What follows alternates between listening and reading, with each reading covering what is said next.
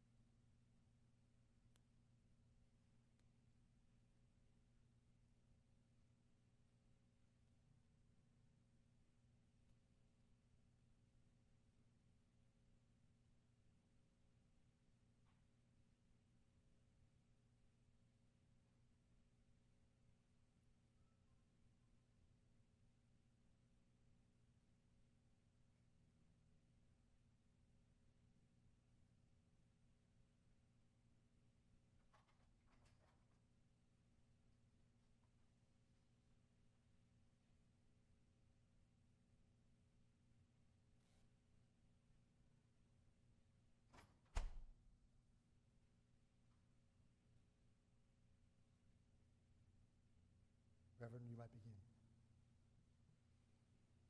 And as we continue in that line of thinking about all the good that our first responders have done and will do for our good,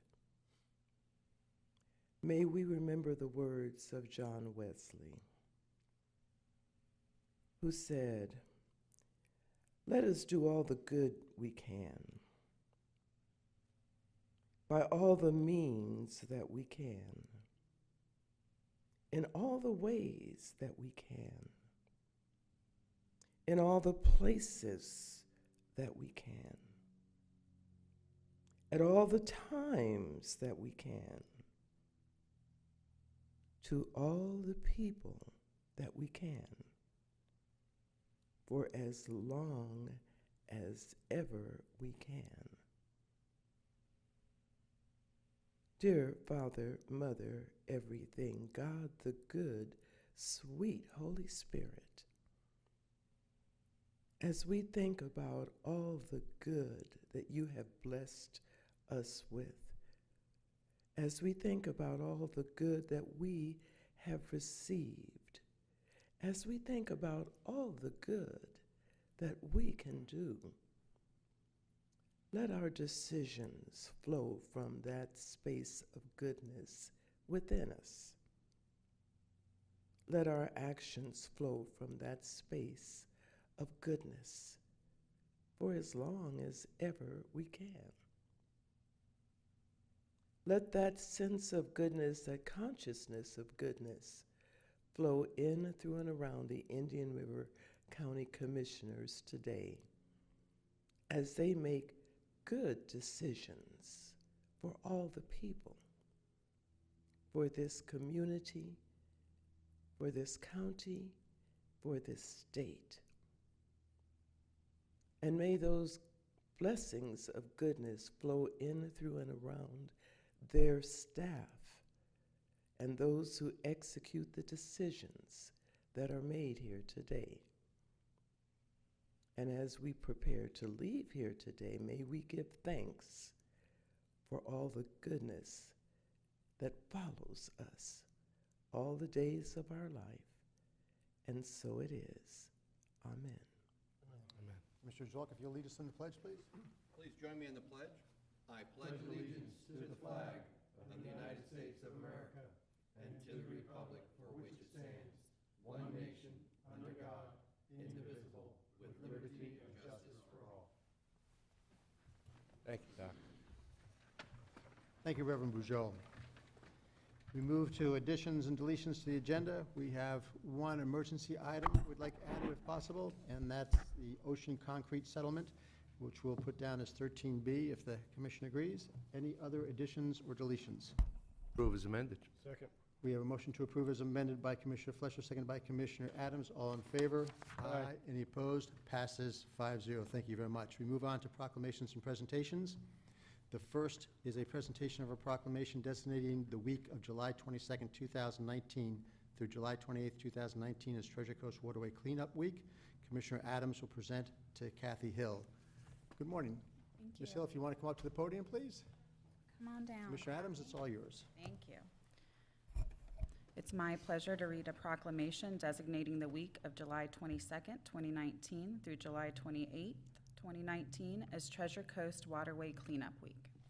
Whereas, on Saturday, July 27th, 2019, the Marine Industries Association of the Treasure Coast, in conjunction with the Florida Inland Navigation District, will conduct the 12th Annual Treasure Coast Waterway Cleanup.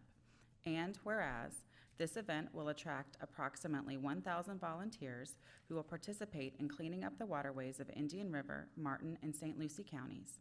And whereas, 27 designated sites throughout the 3 counties will serve as registration and disposal sites for the volunteers to work out of. And whereas, numerous waterfront homeowners associations have been recruited to clean up their own waterfronts. And whereas, in 2018, over 5.18 tons of trash was collected from approximately 125 miles of waterways, with an expectation of a significantly larger amount to be collected this year with an increased volunteer effort. Now therefore be it proclaimed by the Board of County Commissioners, Indian River County, Florida, that the week of July 22nd, 2019 through July 28th, 2019 be designated as Treasure Coast Waterway Cleanup Week in Indian River County, and all citizens are encouraged to use this occasion to foster appreciation for the Treasure Coast waterways and assist in the cleanup efforts. Adopted the 16th day of July, 2019, and signed by all 5 county commissioners. Kathy, it's a pleasure to have you here and to read this proclamation. Do you want to tell us a little bit about what's going on that week? Certainly, and thank you for the proclamation. It's exciting that July 20th through 27th is Waterway Cleanup Week. I'm from the Indian River Lagoon National Estuary Program, and we are helping to sponsor the event this year along with Marine Industries and Find. And this is the 12th year, so it's been going on since 2008. And the group targets about 28 public access sites spanning about 125 miles of coastline, all the way from Hobe Sound to Sebastian. This year, there are going to be 6 sites in Sebastian. So it's Sebastian Inlet Marina, Sebastian Main Street Boat Ramp, the Wabasso Causeway, Vero Beach Municipal Marina, and Riverside Boat Ramp. So folks who would like to participate, and we invite everybody to participate, you can register for the event at tcwaterwaycleanup.com and choose a site and come out for the event, which is going to take place on July 27th from 8 in the morning until 12:30 in the afternoon. Thank you. Thank you. Thank you.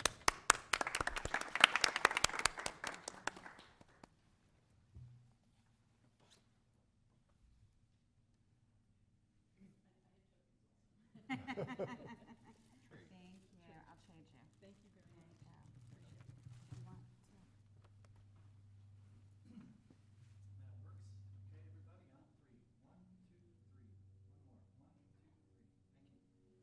Thank you very much. Thank you, Jeff.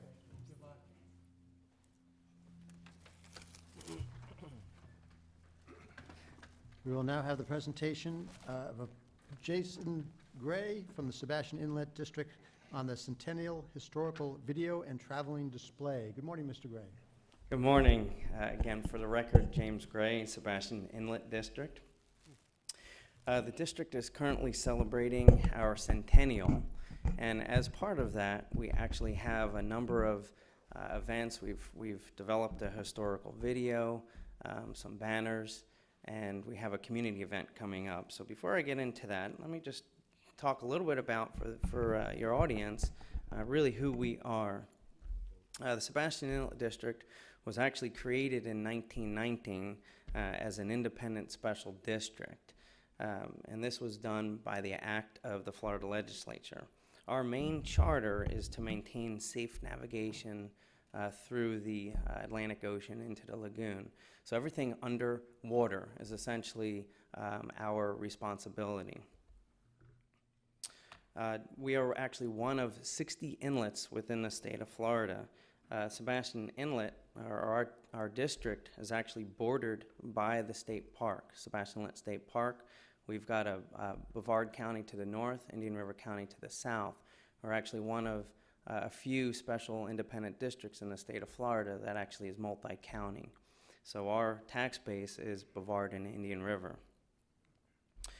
Our district is actually governed by 5 elected commissioners, 3 in Brevard County and 2 in Indian River. And again, our main responsibilities are everything underwater. Again, we look past the state park responsibilities as far as recreational, but our responsibilities are sand bypassing down to downdrift beaches, safe navigation, so channel marker maintenance, channel dredging, and we also have a strong interest in environmental resource protection. We monitor the seagrasses along the flood shoal within the inlet, and we provide that information to the state and also work closely with NEP, which is great that Kathy's here as well, was one of our partners. So here's where we go into the history. So we were established May 23rd, 2019, or May 23rd, 2019 marked our centennial. To celebrate this, we've actually produced a historical video, which you'll see in a moment. We developed a traveling display, per se, which we're going to request the Commission's approval to actually showcase that within the County Administration Building and also county libraries as well. So our intent there is actually each month to move that, which is a timeline of the history. And we're also planning a community-friendly event this coming September 14th.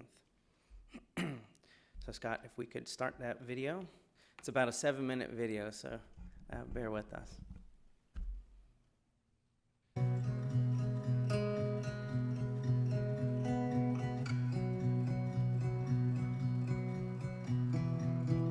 Well, the history of the Sebastian Inlet is long and complex.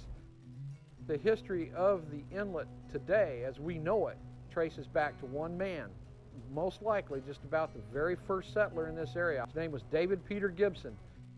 He came down here first in 1859. The highway was that lagoon. There was no I-95, there were no roads, there were no overland trails. To get here, you had to come by boat. As for substantiated attempts to open the Sebastian Inlet here, they really began in earnest in, 1872.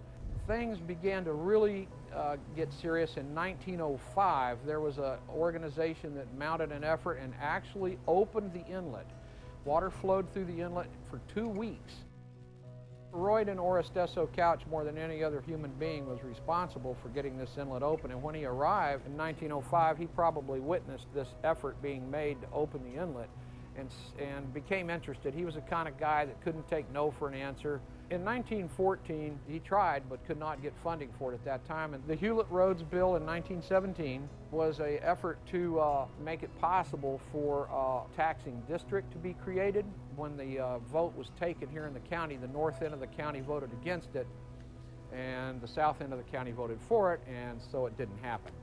Roy Couch continued to lobby for any kind of governmental aid he could. So on May 23rd, 1919, the Sebastian Inlet District came into being. And with that, it was all systems go. Roy Couch had the 6-inch suction dredge ready to go. He got Charlie Simbler Sr. down here at the site, and operations began. The inlet not only provided a way for navigation for the boats to go out, but it was also a recreation area, and it became very popular.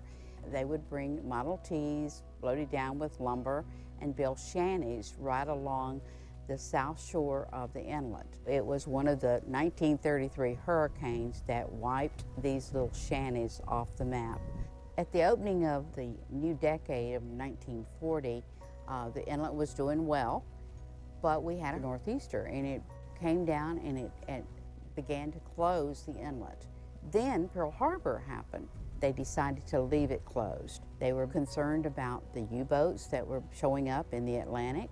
We even had a tower that was located on the north side of where the inlet was. We had war games too, but they were getting ready to go to the Pacific. The terrain was more like the Pacific Islands that they knew they would have to invade.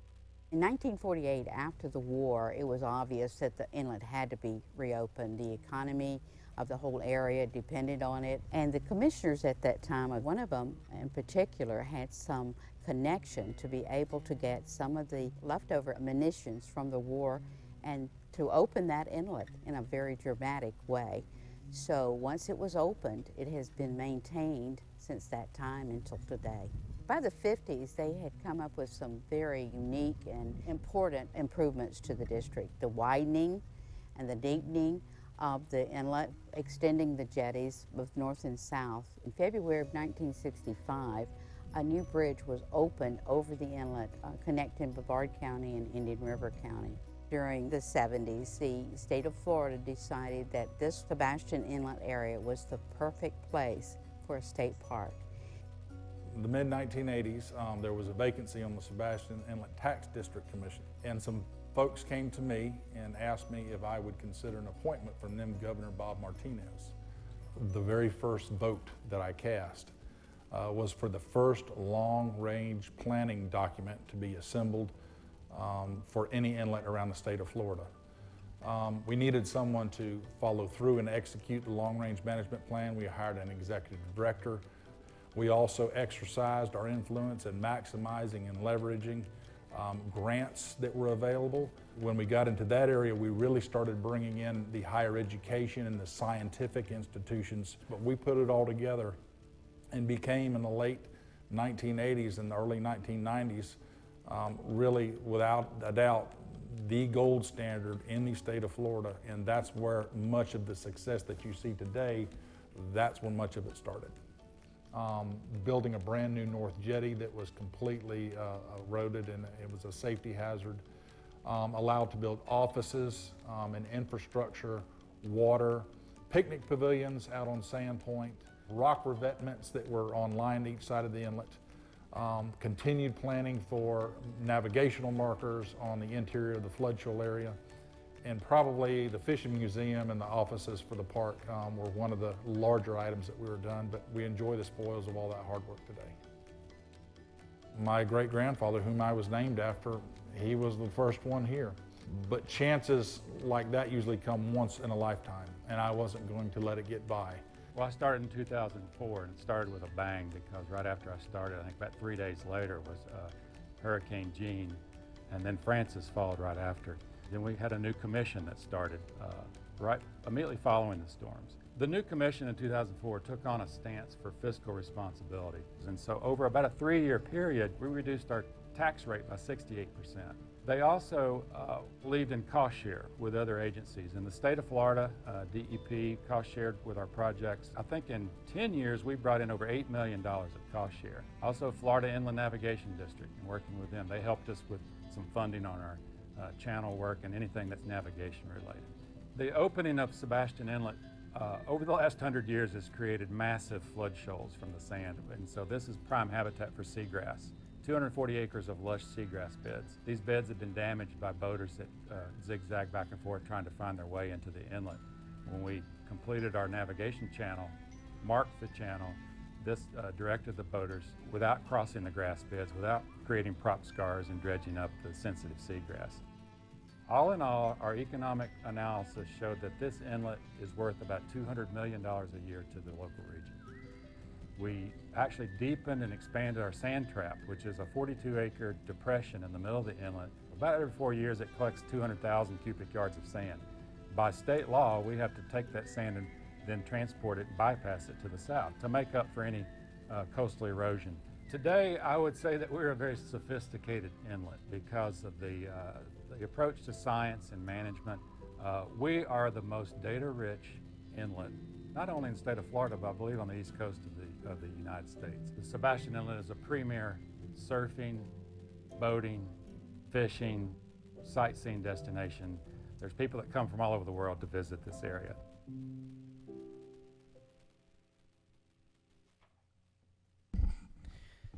So as you can see, pretty a great history that we have here, a real gem with this inlet.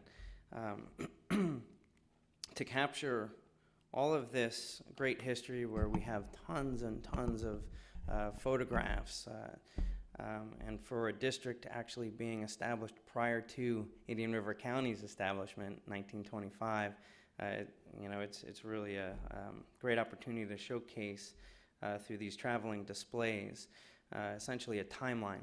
There's 12 displays that we've put together. As I mentioned earlier, with the approval from the commission, we'd like to showcase that in the county building as well as one or more of the county libraries. Any questions on the displays at all? No, Jason, do you see any problem with the displays in either the county administration building or the libraries? No, we've had discussions with the Sebastian Inlet folks, and county staff is agreeable to placing them in those buildings and working with them to do that. And I think that's fine as long as there's a consensus on the board. That's fine with me, Mr. Chairman. So I believe we have consensus on the board, so that's fine. Excellent, thank you. And I'll close on our last event that we have planned to celebrate our centennial. September 14th, 2019, we actually have a community event planned. This is on the north side of the Sebastian Inlet State Park. The time is from 10 a.m. to 4 p.m. The event is free. The district will be hosting that for the exception of the state park entrance fee. So there is an entrance fee, which, you know, again, that's part of the state park system. But we are having Hook Kids on Fishing. The Anglers for Conservation will be there, so we'll be providing fishing rods and some demos to the children. Also, there'll be a demo youth surfing camp on the north side of the jetty on the beach side, and we'll have some educational seminars, more sessions specific about sea turtles, seagrasses, and the other natural resources within the district area. So with that, I appreciate the time. Thanks for letting us showcase our video, and thanks for the approval with the traveling displays. I'm sure you will not be disappointed with the way those turned out, so thank you. And may your next 100 years go as well as your first 100 years. I plan to be there. Commissioner O'Brien. So, James, I remember when we were up at the inlet back in May for the celebration then, and going back to what Ruth Stanford was talking about in the late 1940s, and they were using the dynamite to blow the inlet, and that was under an Army Corps kind of a contract thing. And so the workers would submit invoices back to the Army Corps to be reimbursed for certain expenses. And wasn't there a kind of an unusual expense that was submitted back in those days? What was that all about? Yeah, the expense reports typically read in multiple occasions: whiskey, dynamite, entertainment, whiskey, some more entertainment, some dynamite. So it was, you know, the theme for the event was whiskey and dynamite, as appropriately reason being. So yeah, it was pretty funny. And that was something, actually Marty found that, right? When he was Yes. digging up old things, and he found these old invoices at dynamite and whiskey. That's Dynamite and whiskey, it worked well together. great. And, you know, I'll let the board know we've significantly reduced our expenditures on whiskey at the county here over the last couple of years. Commissioner Zork. And we're not using dynamite. Do we also have, and you may have covered this in some of the other outlets, but on this video, is that something we're going to be showing on our local channel and programming it with some of the other ones and some of the other that films would be where it's put wonderful together? if we can show it on the channel. I think it would be a nice addition to some of the other ones that have aired over time. Excellent. That would be great. Thank you. We can provide that to you. Very nice presentation. Thank you very much, Mr. Gray. All right. Take care. Thank you. We now move to approval of the minutes, of the regular meeting of May 21st, 2019. Moved. Second. Motion by Commissioner O'Brien. It's tight between Adams and Fletcher today, but once again, I have to give it to Commissioner Adams. Any comments? All in favor? Aye. Aye. Any opposed? Passes 5-0. Anyone care to pull anything from the information items for discussion? If not, we'll move to the consent agenda.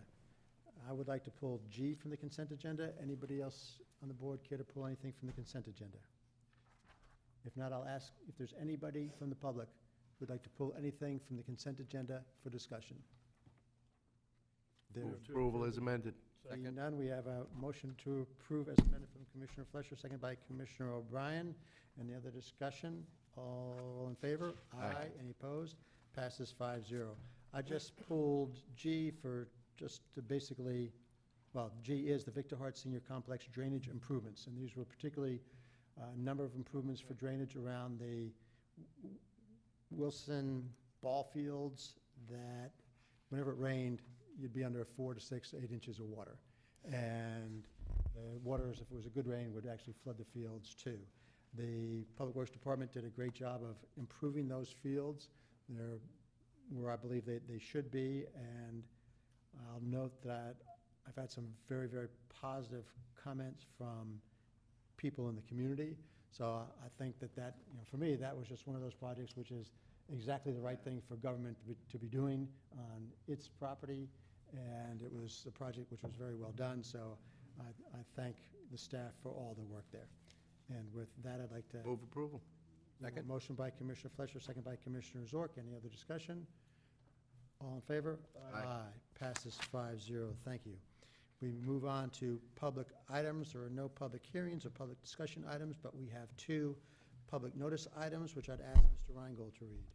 Thank you very much. We have a public notice of a public hearing, which is scheduled for August 13th, 2019. This will be to consider Stone Ridge LLC's request to rezone plus or minus 19.24 acres from RS3 Single Family Residential District up to 3 units per acre to RS6 Single Family Residential District up to 6 units per acre.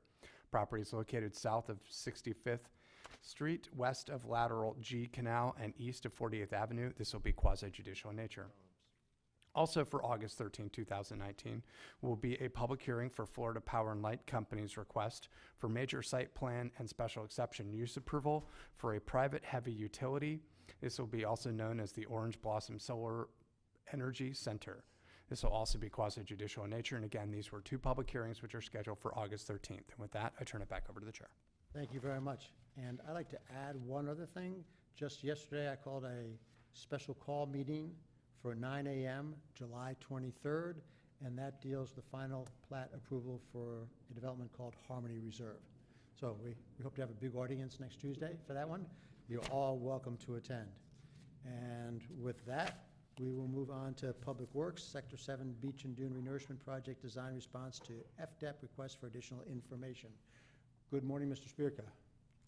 Good morning, Commissioners. Rich Spurgett, Indian River County Public Works Department. What we have before you today is a Sector 7 update for our beach renourishment project. One of the things that we want to bring to the board's attention is that during the permitting process, let me back up a second. Back in 2007, we did a beach renourishment project. It set a template for how wide the beaches were, what type of sand we were going to put back. And over the years, that was to take care of Gene and Francis hurricane impacts to Sector 7. Over the years, we've had impacts by Hurricane Matthew and Hurricane Irma, and we've gone to permitting with Sector 7 through Florida Department of Environmental Protection. DEP has come back and said, you can't build the beach footprint of 2007. And we've been talking with them. Basically what it is it's a hard bottom has been exposed so that we have to go ahead and take care of the hard bottom. We can't impact it. We went to Beach and Shores, or the Beach and Shores Committee, and they agreed that we didn't want to impact hard bottom. So I'm going to turn it over to Kendra Cope, and she's going to give you a better detail of what we're up against for Sector 7. All right. Hi, everyone. Kendra Cope, Coastal Resources Coordinator. So that was a good introduction, Rich. Thank you. So our county has a beach preservation plan which provides recommendations and strategies for how best to manage Indian River County beaches based on a number of different criteria. Sorry, I just ran over here.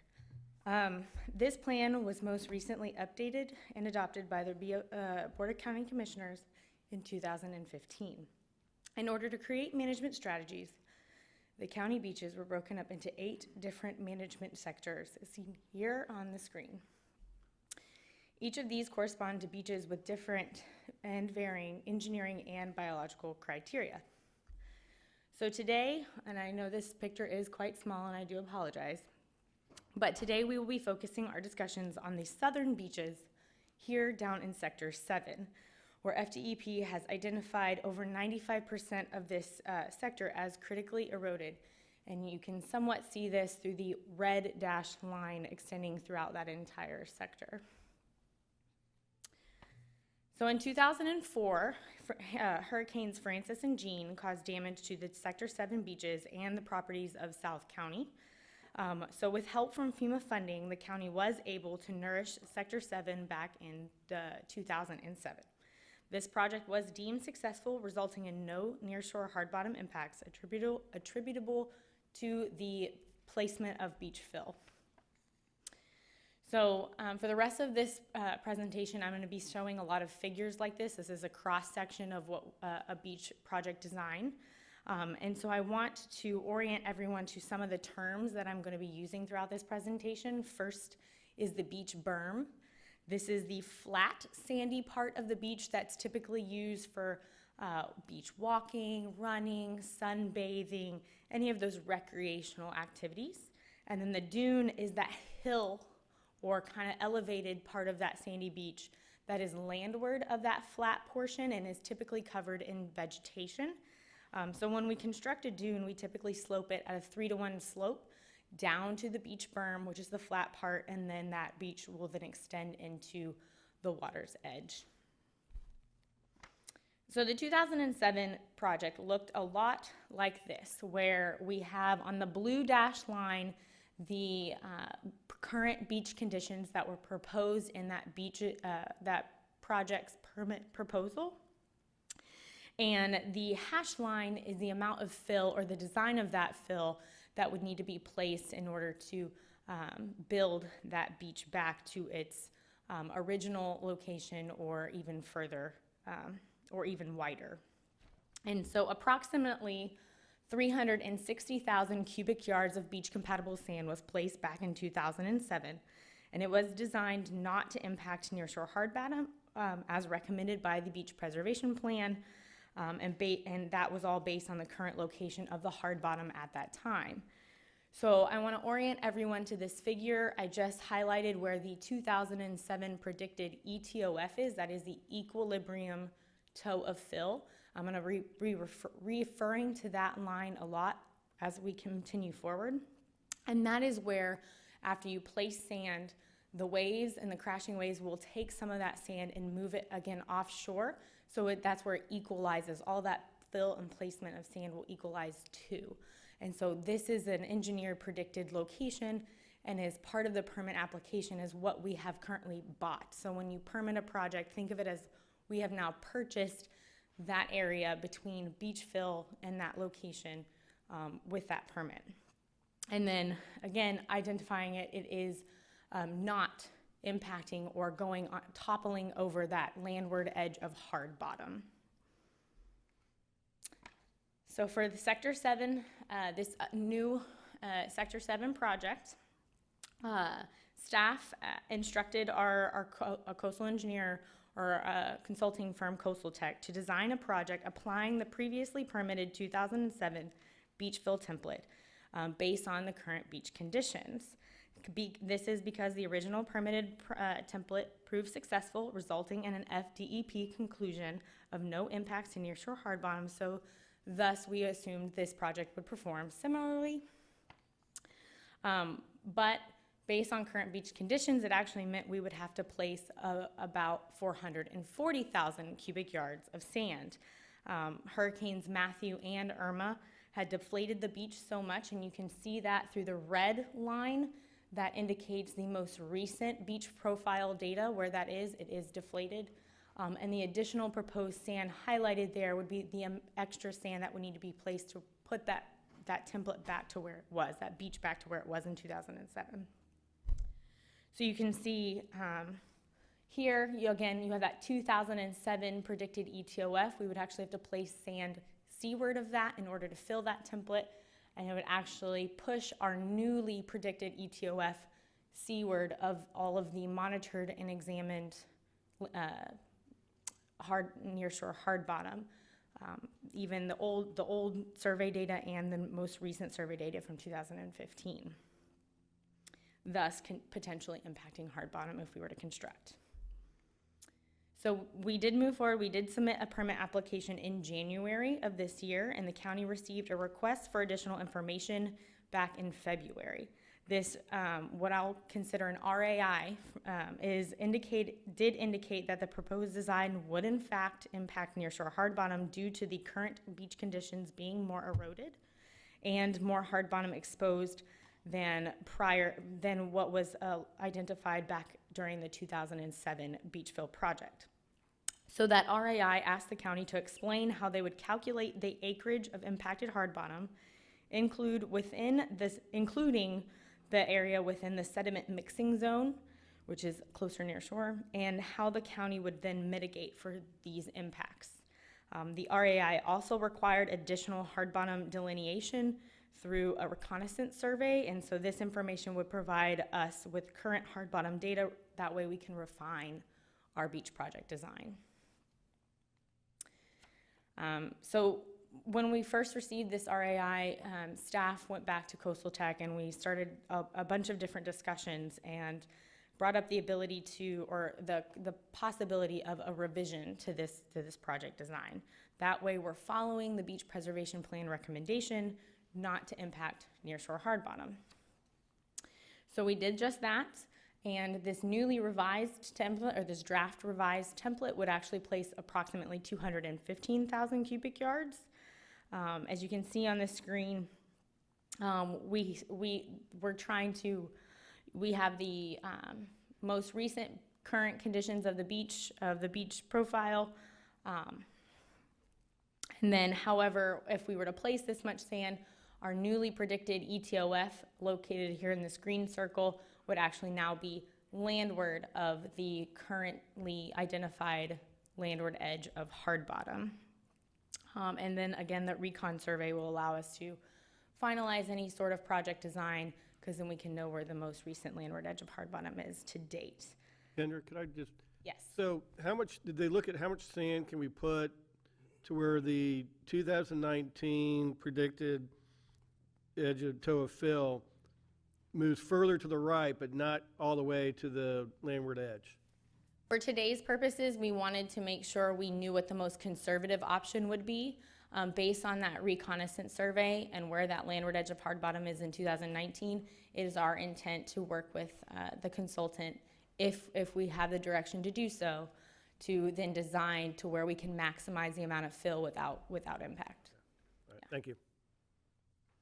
So just to give a couple more examples of this as I move forward, because Sector 7 is a very unique location throughout our county's beaches. We have areas that are much wider and areas that are part of a headland, so they are much more narrow and experience a higher rate of erosion. And so the ability for us to place sand cannot be uniform throughout the project area. So because of this, I wanted to just show a couple more examples of maybe one of the more narrow beaches and what each of the different project designs would look like, the scenarios of each of those project designs. So this is the old 2007 template design. Again, then we had 360,000 cubic yards for the entire project area, were current beach conditions at the time, and the fill template for a more narrow section of beach. These are some aerials to give you a different view of what that looked like, where the solid line is the location that we placed the seaward edge of the berm, that beach berm, that flat part of the beach. This is that seaward edge of that. And the dotted line is that equilibrium toe of fill, where that sand moved offshore after that equilibrium time period. And remember, this is the old 2007 project. So the originally permitted, or original design for this upcoming project, where we were placing 440,000 cubic yards, a more narrow section of that looked a little bit like this. Again, we're still putting sand below that old predicted ETOF, and the 2019 ETOF, even in this location, was seaward of hard bottom. And you can see that here quite clearly. The location of the seaward edge of the berm is in the exact same place as it was in 2007. That's why those colors overlap. But you can see that because of our current conditions of our beaches, that sand will move further offshore. So we would be widening the beach if we went forward with this design, anywhere from 50 to 150 feet. However, that sand does move further offshore. And then lastly, this revised design with a no impact template where we're placing 15,000 cubic yards. You can see that the shape of that design is dramatically different in the more narrow sections of beach where we're placing a beach dune, but not a very large beach berm. That beach berm would actually, in certain areas, we would only place a beach dune and no beach berm at all, and in some areas we could be placing a beach berm up to 60 feet, depending, again, based on our most recent hard bottom data that we can collect. So, but as you can see here, indicated by that orange line, that hard bottom does not get touched by the sand after it goes through that equilibrium time frame. Sorry. So just to cover a little bit more about the beach preservation plan recommendation. The most recent beach preservation plan update, again, was adopted by the board in 2015. And it did evaluate both management strategies for beach fill and no action in the Sector 7 area. The most cost-effective recommendation was no action for Sector 7, and that was due to a lack of public access and funding assistance.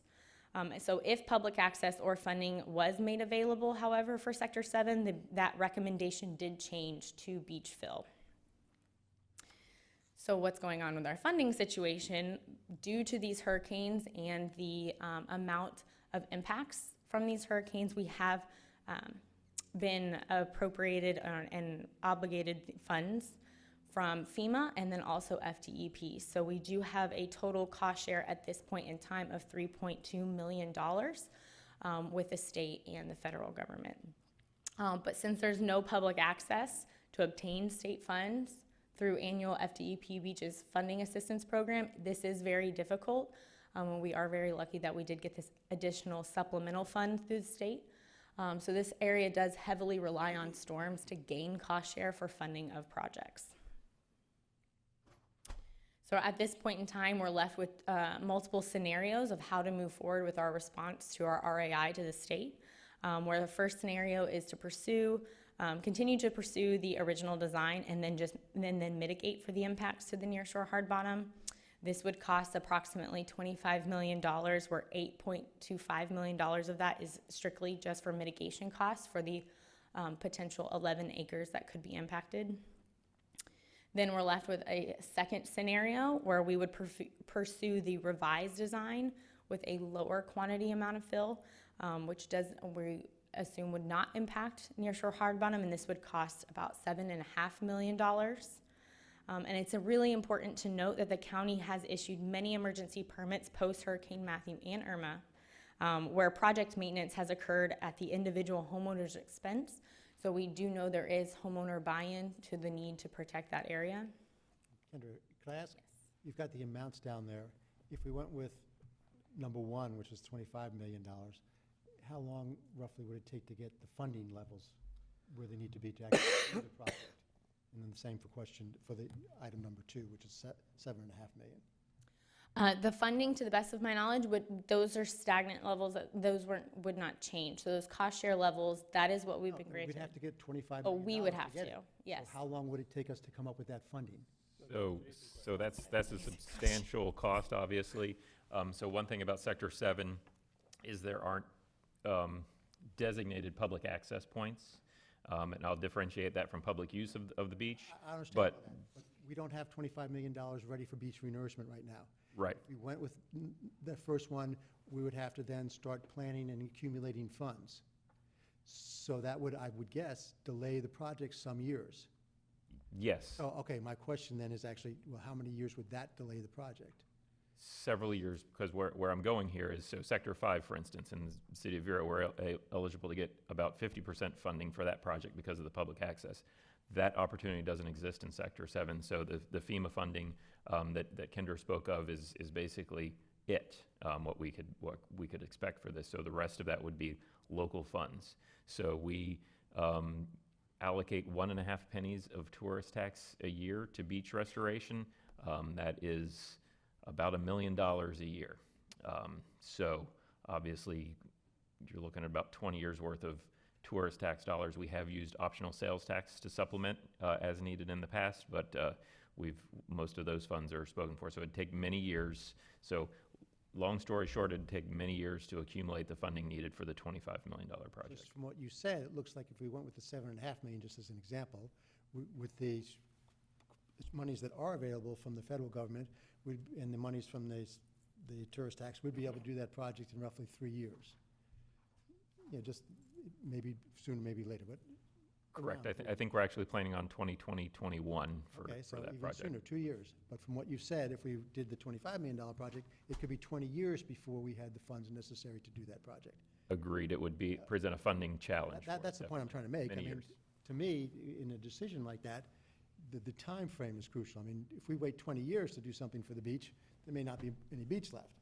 And that's also, we need to realize that if we went to 25 million there, not only would it take years to accumulate, but then other projects wouldn't be having the benefit of those funds over that 20-year period.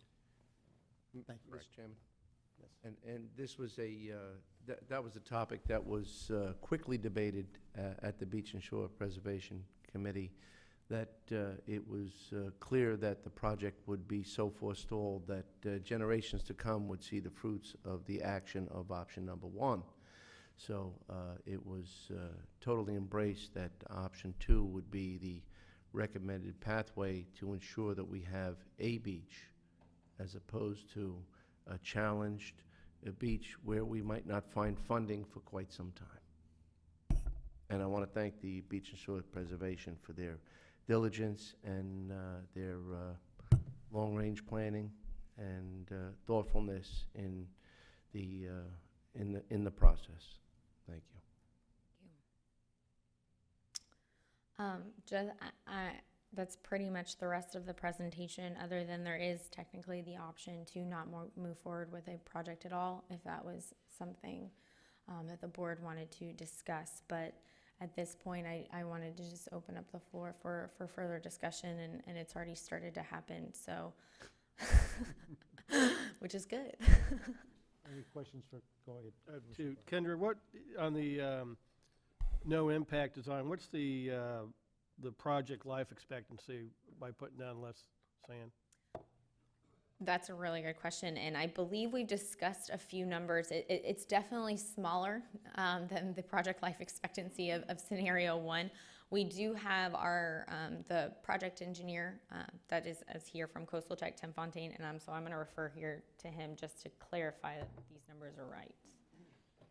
Yeah. Hello, Tim Fontaine, work for Coastal Tech, 3625 20th Street, Vero Beach, Florida. So this county has very unique challenges on their coastline. The nearshore hard bottom limits our projects, limits what we can place on the beach.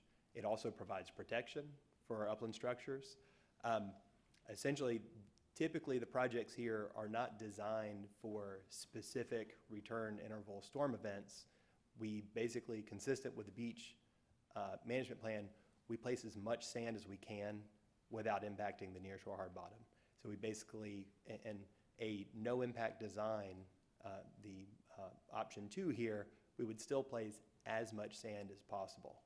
Now, to answer your question, if we place half as much sand, it will have half the design life approximately than if we doubled the project. But again, this project is not designed for a specific return interval storm event because to do that, we would have to place so much sand that the mitigation costs would be far too high. So are we, like, realistically, we're talking like 3 to 5 years maybe, or? Because I know most of the bigger projects have, what, an 8 or 10 year kind of. It's typically what we try to aim for on our projects is the 8 to 10 year. I don't like this response, but it depends on the weather. If you look at the previous Sector 7 project, it was constructed in 2007. We had a pretty calm storm season until Sandy in 2013. So that was a nice stretch of time where the project wasn't impacted. The majority of our sand losses are due to these high-energy storm events like a hurricane. So if we have more favorable weather, then the project could last 5-6 years. If we have a storm, that's going to damage the project heavily. Given the fact that we have this hard bottom creep going on, and so now our project's going to be so narrow, would DEP consider any type of offshore breakwaters or anything on the hotspot areas to try to, balance the fact that we're getting, smaller and smaller projects in a critically eroded area? Would DEP open up to some other ideas to address this? They would be receptive to an application for that structure, but wherever you place that structure, you're going to impact hard bottom, and you're going to have to mitigate for impacting that hard bottom. I'll also note on your beach preservation plan, I believe you've had Cuban Engineering, Coastal Tech, Aptim, and now a fourth consultant is looking at this, and every time the preferred alternative, the most cost-effective alternative, comes back to sand placement for the sector. Okay. And then as far as mitigation, so any of the artificial reef things that we're putting in, do we get any kind of credit for that, or does DEP not consider that as offsetting poor quality hard bottom loss? It's not like for like. They want to see the mitigation in that nearshore region, which is particularly tricky because they want us to place the mitigation reefs within the active profile of the sand. So essentially you could construct a reef and then have that reef be buried by sand movement, and then the mitigation is not there. So mitigation, it's not a straightforward, it's not a slam dunk type situation.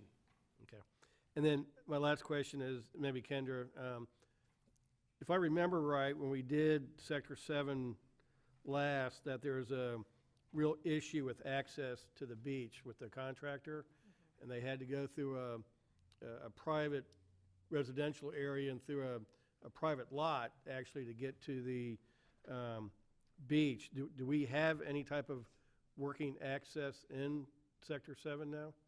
Currently, there is no working construction or beach access, public beach access within the Sector 7 project boundary. Staff has started the process to work on an emergency beach access, actually down in Sector 8, just on the north side of Round Island Park.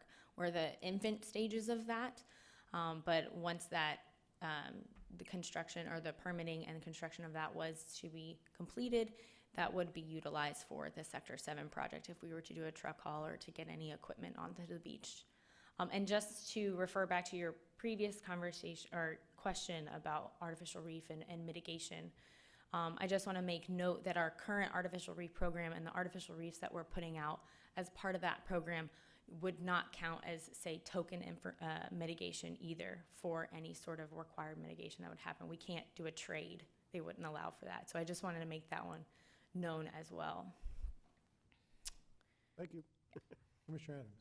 Thank you. I just want to follow up on one of the questions Peter had. When you look at the cost effectiveness of the choices, I guess, are you looking at one instance of having to place sand on the beach, or do you account for having to do it multiple times year over year? Can you rephrase your question? I'm a little, so for scenario 1 or 2? So on the slide, it said you have the cost effectiveness of the choices. Oh, from the beach preservation. And Peter had asked about, or Commissioner O'Brien had asked about the cost effectiveness of doing a reef. And I think the consultant said it was not cost effective, that every time you look at it, you come back to sand being the most cost effective. So my question is, are you using a formula that includes the sand being placed on the beach in one instance versus one instance of a reef being placed? Or are you taking into account that we will continually have to put sand on the beach when you're coming up with the cost effectiveness of sand placement versus a reef? So we're currently undergoing a beach preservation plan update right now, and so those are some of the questions that we're discussing with as part of that process. and it's part of a regular maintenance. It's long-term strategies, looking into the future, how often you would be having to do storm mitigation. And it's not a one instance to one instance scenario. The recommendations placed in the beach preservation plan do come from a long-term future outlook from regular maintenance. Okay. Yeah. And then my next question is, how much is this redesign going to cost? We have been told that we're not anticipating any major, we're anticipating minimal cost, if any, for the redesign, and that will just be based on mainly kind of what the information we get back from this reconnaissance survey, so we know exactly where the hard bottom is and what we can design to, but we've been told those costs would be quite minimal. Okay, and then my last question is, I see that they sent the request for additional information on February 22nd, and we're like, what, 4 months later? So what, is that typical that it would take that long to get these different options? Or is that maybe something the consultant is? I mean, I don't mind answering that question. We have been going back and forth on that, and with multiple meetings, setting up meetings with DEP to gather more information over the time. We've had 2 meetings with FDEP. Those were spaced out, I believe, if you can confirm, one was in March and one was, or April, and one was just last month. So we're just now getting, confirming what they mean by all this additional information that they're requesting, exactly how they would like us to respond to these answers. We were taking our time and due diligence to get that information, so we were very clear. And then the actual revised design made by Coastal Tech, the draft one, was a pretty quick turnover once we got more information from FDEP. So we were just trying to do our due diligence, and we did take a little bit longer than what you would traditionally anticipate. But we have a clear understanding of how to move forward and what FDEP is looking for, and that's why we have now brought this to the board.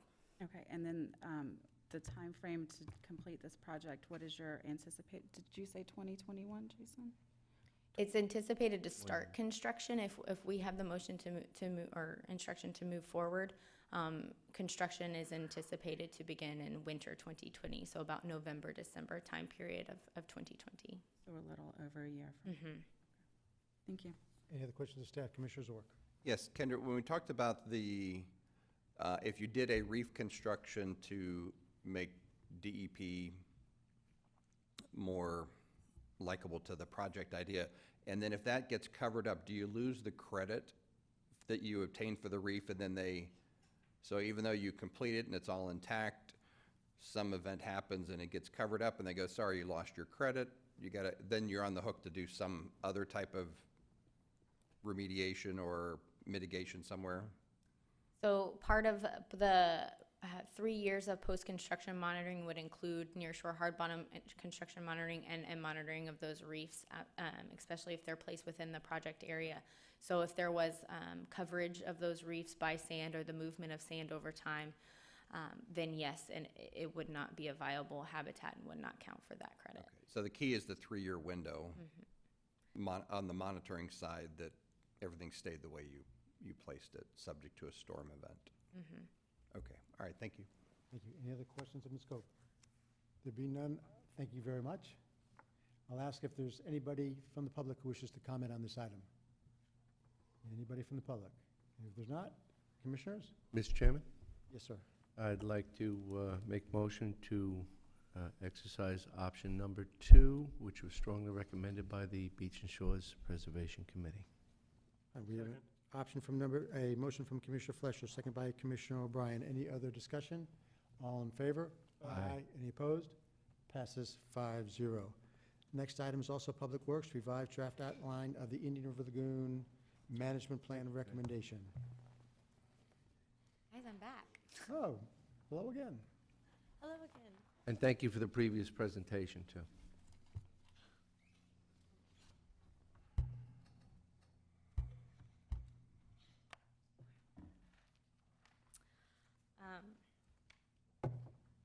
All right, so staff has been working diligently to bring back a revised draft outline of our Indian River Lagoon management plan over the past few months.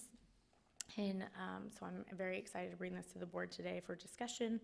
But before I present the following information about the revised draft outline of the plan that staff prepared, I want to recognize the continued efforts from the 4 different departments that are part of this Indian River Lagoon task force per se.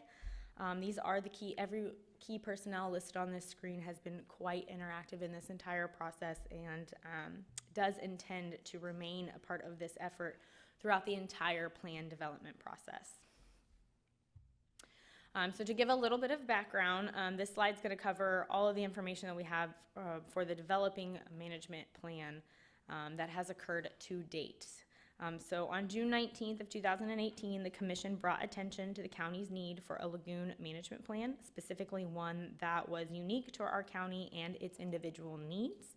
And after thorough discussion, the board made a motion to pursue making a management plan and hire a lagoon plan coordinator.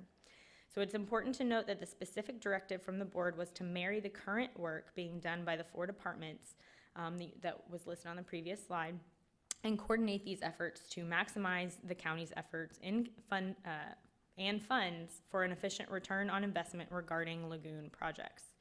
Staff knew this task would be a large undertaking, so the decision of the task force was to create an outline that would serve as the foundation for how the county would focus its efforts in enhancing the health of the lagoon and eventually the plan itself. On July 17th, staff of 2018, staff entered into a work order with Tetra Tech to help create that original initial outline. Staff presented that initial outline to the board on May 7th of 2019, and then after considerable dialogue, it was decided that staff would take the recommendations made by the board and public and incorporate them into a revised draft outline of the Indian River Lagoon Plan that we're presenting today. So one of the key discussion items from the previous commission meeting was that the outline was not presented in an outline form, but more one of a mini plan. So this caused a small level of confusion, and staff was instructed to make the revised outline more of a bullet point structure. And now we have done just that, and we have incorporated other feedback into these bulleted items. So the revised outline includes an executive summary of the timeline for the plan, the bulleted outline of the multi-phased approach for developing the Indian River Lagoon Management Plan, which includes a current understanding of what we know in our, for the health of the lagoon, a research review phase, a plan development phase, and implementation phase. It also includes information on plan funding partnership options and a list of appendices of projects that the county is either actively managing, constructing, or planning to construct over the lifetime of the development of the plan. And there's also a list of projects that could be considered low-hanging fruit for the county to construct or implement during this plan's development if funding and resources were made available. So our current understanding of what's going on in the lagoon and the stressors and the management guidelines that we have. In 2009, FDEP adopted nutrient standards for the Indian River Lagoon in their Total Daily Maximum Load, or TMDL program, to address the loss of seagrasses in our area of the lagoon. These TMDLs were established for total nitrogen and total phosphorus, which led to the creation of a Basin Management Action Plan, or BMAP. BMAPs are established enforceable pollutant loads for the Indian River Lagoon subbasins. For instance, we're in the central Indian River Lagoon subbasin. You can find us here on the screen in the middle of that. And then the counties and municipalities are bound to these nutrient load allocations, which serve as one of the only enforceable measures for the Indian River Lagoon health. And thus the county has constructed and designed many projects and facilities which focus solely on the removal of total nitrogen and total phosphorus to meet these current nutrient load allocations, or what has been listed within the draft allocations provided in 2016. So at the last commission meeting, we spoke a lot about nutrient removal figures like this one. So data collected annually as part of the required BMAP reporting is publicly available and then can be taken and analyzed in more detail. So for instance, we can look at our county's annual nutrient removals as indicated by the pounds of total nitrogen or total phosphorus removed. So this information is back from 2004 to 2017 progress reports, and again is outlined by each of those nutrients over time. Or we can dive a little bit further into those data where we can break down each entity reporting nutrient removals within each county. So for instance, we have the county's projects and facilities that we'll discuss a little bit later briefly. But this is just the annual removals from 2017 from those projects and facilities. So although we have been constructing and managing nutrient removal projects over the last decade or longer, as well as other counties that do border the Indian River Lagoon, the lagoon is still showing signs of a decline in health. And we really do not fully understand the factors, not just the nutrients, that are stressing out our section of the Indian River Lagoon. For instance, we could be talking about muck, we could talk more about pollution, and we could even talk more about harmful algal blooms and their impacts, or many of the other different potential stressors, or the combination of those stressors that could be impacting or playing a role in the health of the lagoon. And so to try and better understand these possible stressors and how they affect or play a role in our section of the lagoon, the county will undergo a 12 to 18-month research and review phase. So this is where the county will collaborate with other organizations affiliated with the Indian River Lagoon to consolidate and analyze data listed on the screen that has been already collected and managed by management agencies and other stakeholders. And these are all listed in alphabetical order and in no priority. So the county can then use these data to identify current knowledge base surrounding the Indian River Lagoon, maybe recognize areas that require more data collection. And then during this phase, county staff can create and share informational outreach items to use so that we're using the information that we're gathering during this time frame and then disseminating that to our community. And then the information also gathered throughout this entire phase will drive the rest of the plan's development efforts. So next is the plan development phase. During this phase, this will be an 8 to 12 month phase. And during this phase, staff will seek public input through public workshops. And then the information gathered from the research review phase and public workshops can then be incorporated to define impacts or stressors to our section of the lagoon. We can then create goals and objectives and then incorporate strategic management ideas. The county will also use information gathered from the research review phase to identify clear priorities and identify future research needs. And then, of course, lastly, create recommendations for new and innovative projects. The next is and last is the implementation phase. This is where the plan will use a strategic adaptive management approach where the county will update the plan every 3 to 5 years.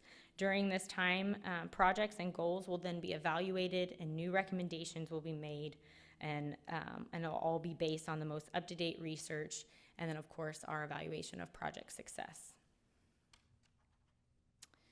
But simultaneously, it's important to note that the county will be continuing to manage and construct and plan lagoon enhancement projects. For instance, for over more than a decade, the county has been constructing these projects based on our current understanding and the requirements for nutrient removals. So like the ones listed in black are ones that are currently operational, ones listed in green are projects that are under construction or may have just completed their construction phase.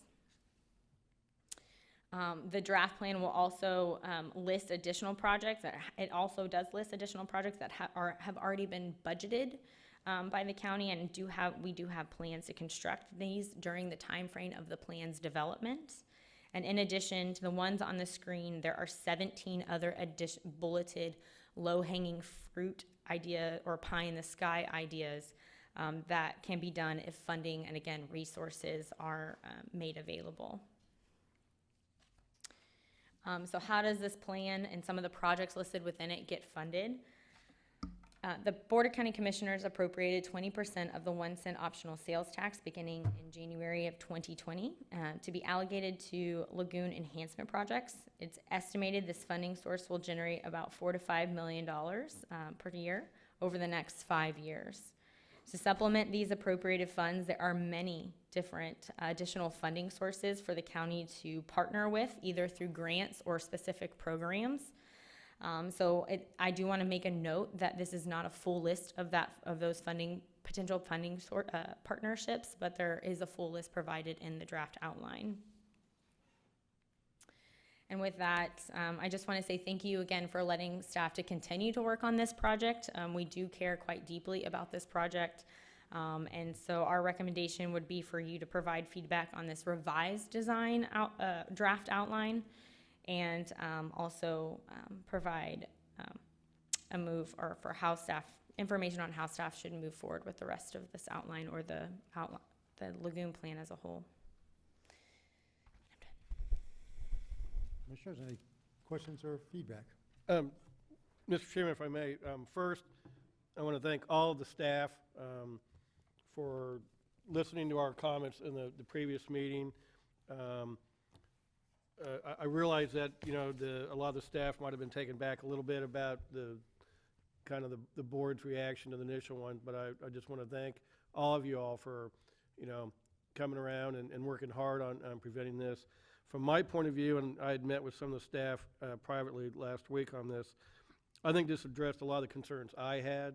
I think it's in a much better format, and it clearly delineates that the areas we need to research first to get a better understanding before we just jump into certain projects. So again, I want to thank all the staff, Jason, and Kendra, the 10 or 12 folks you listed there. Thank them very much for doing this. But from my point of view, this addressed a lot of my concerns, and I think it's a good document going forward at this point. So thank you for your hard work. Any other comments? Commissioner Adams. I want to echo that. I do appreciate the multi-departmental effort it's taken to get to this point. I would just like to encourage that effort to continue, and to continue the communication with the commissioners and other stakeholders. I think it's very important that we have that holistic approach to this. That being said, I think this is in a much better form to move forward. I don't think it's perfect, but I don't think anything, is ever perfect when it's in a draft form. The only comment I would make is we still continue to talk a lot about nutrients and nutrient removal, which I know was really the number that we have right now, so it's one of the reasons we're talking about that a lot. But I just want to, it's one part of it. So I think it's an important part, but I think we should make sure we're looking at other things besides that. And then lastly, Molly's still the lagoon coordinator? Okay, there you go. I wasn't sure. I hadn't seen you in a while, so I just want to make sure you're still out there. All right, thank you. Commissioner Zork? Yes, thank you. And Kendra, I'd like on some of the future down the road projects, or at least thinking ahead, especially the Lost Tree Islands, there's really some great opportunities there. I know it's a funding issue, but if we can just kind of keep those on the radar, you never know where funding may appear. And at some point going down the road, if we could put just some best estimated cost of, is Lost Tree a $5 million project or a $15 million, what, kind of just a very wide range of what some of these things might cost. Thank you. I've got a little different take on it all, and thinking about it, first of all, I'd like to reiterate Commissioner O'Brien's thanks to everybody in staff who's worked on it.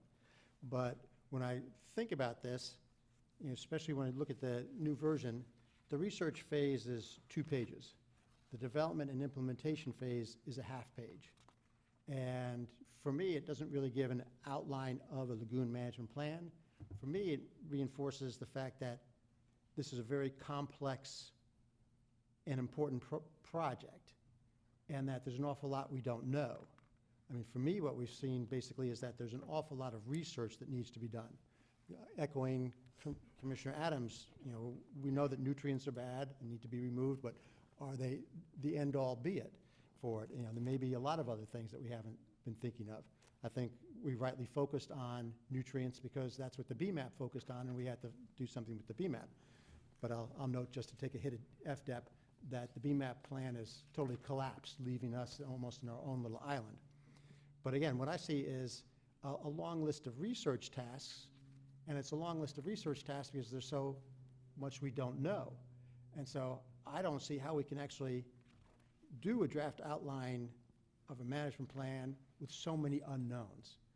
So I know that this isn't probably where the staff wants to go, but what I think we should do at this point is authorize staff to go ahead with those listed research tasks just like they would, with the directive that they come back to us in 12 to 8 months, which is what I understand is how long you think it would take to go through the research phase, and then at the end of that 12 to 18 months, come back with a more detailed plan, which does things like have some idea of rough costs and things like that, have some sort of cost-benefit analysis of our prior projects, and then a rough cost feasible plan. Not in great detail, but just to give us a ballpark with where we're going.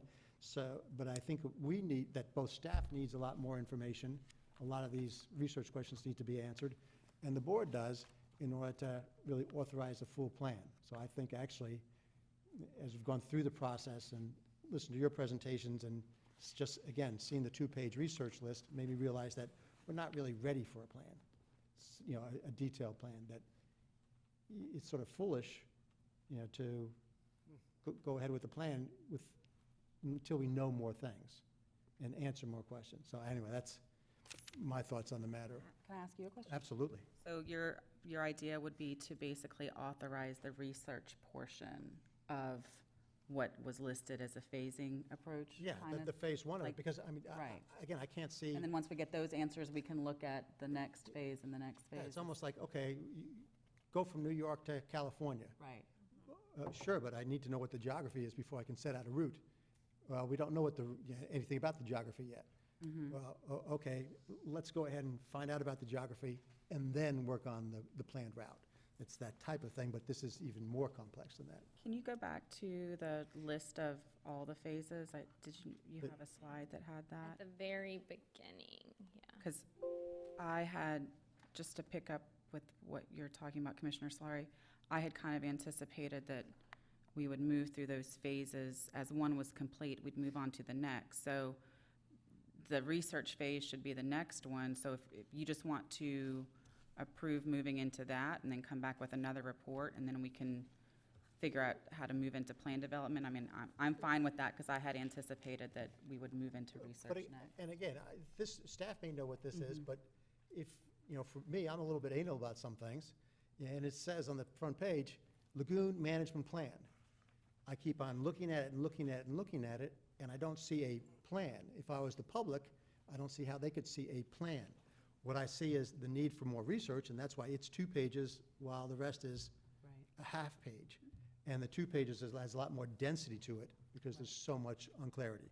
So, and I think just for everybody to be clear, I mean, again, I just 1 of 5, but I don't see a plan. I see a great need for research and a lot of things that we need to learn in order to make a real plan. I would be fine. I would be fine with that because that's how I would have kind of anticipated it to happen anyway. So I think it just calls out specifically, and I think because there's been some confusion in how we've worked through this process, that's probably a safer way to move forward for staff as well.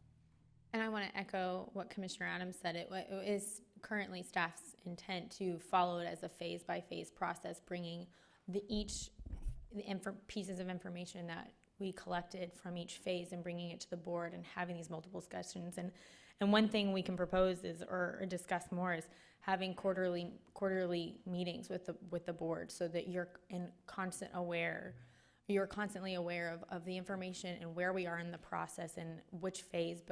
And I can see Commissioner Solari's point of view on this as well, is this in itself is not the plan, because the one thing we have identified is we need more information before we can make a plan, and that's what the plan development phase was for, is to then develop and actually write a real plan that we would bring to the board for approval. So maybe with quarterly meetings, we can come and continue to bring this information and get more feedback from you and guidance.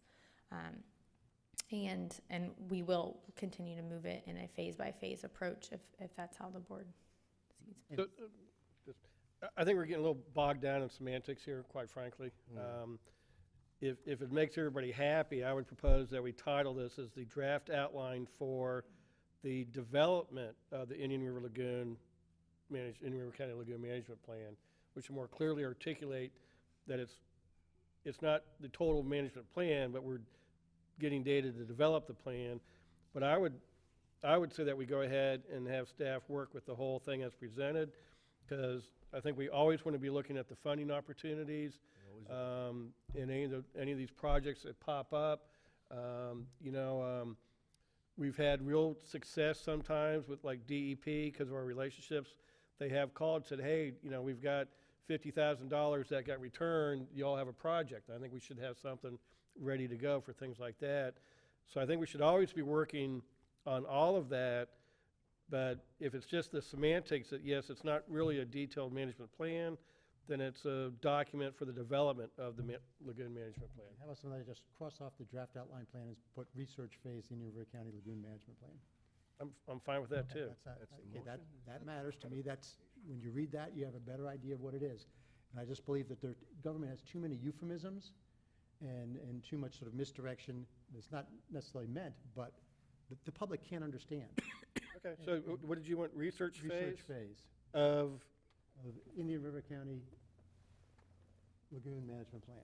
okay, Second for discussion. well, he can't make a motion. I didn't. No, I'll make that motion that we, okay, did That- I force that that? Well, I think, so Commissioner, for clarification, we will title this document the research phase of the Indian River County Lagoon Management Plan, and that we approve it as presented in its entire body. Second with discussion. Commissioner Fletcher.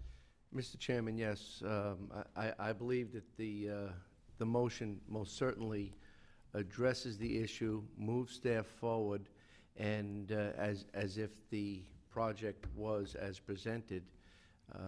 In addition, during our discussions with staff, we all met individually, and one of my concerns was public information, broadcasting our accomplishments, and it breeds not only just the satisfaction that something's going forward, but new ideas, and I believe that this addresses that concern. We've been recently showcasing some of our projects where applicable.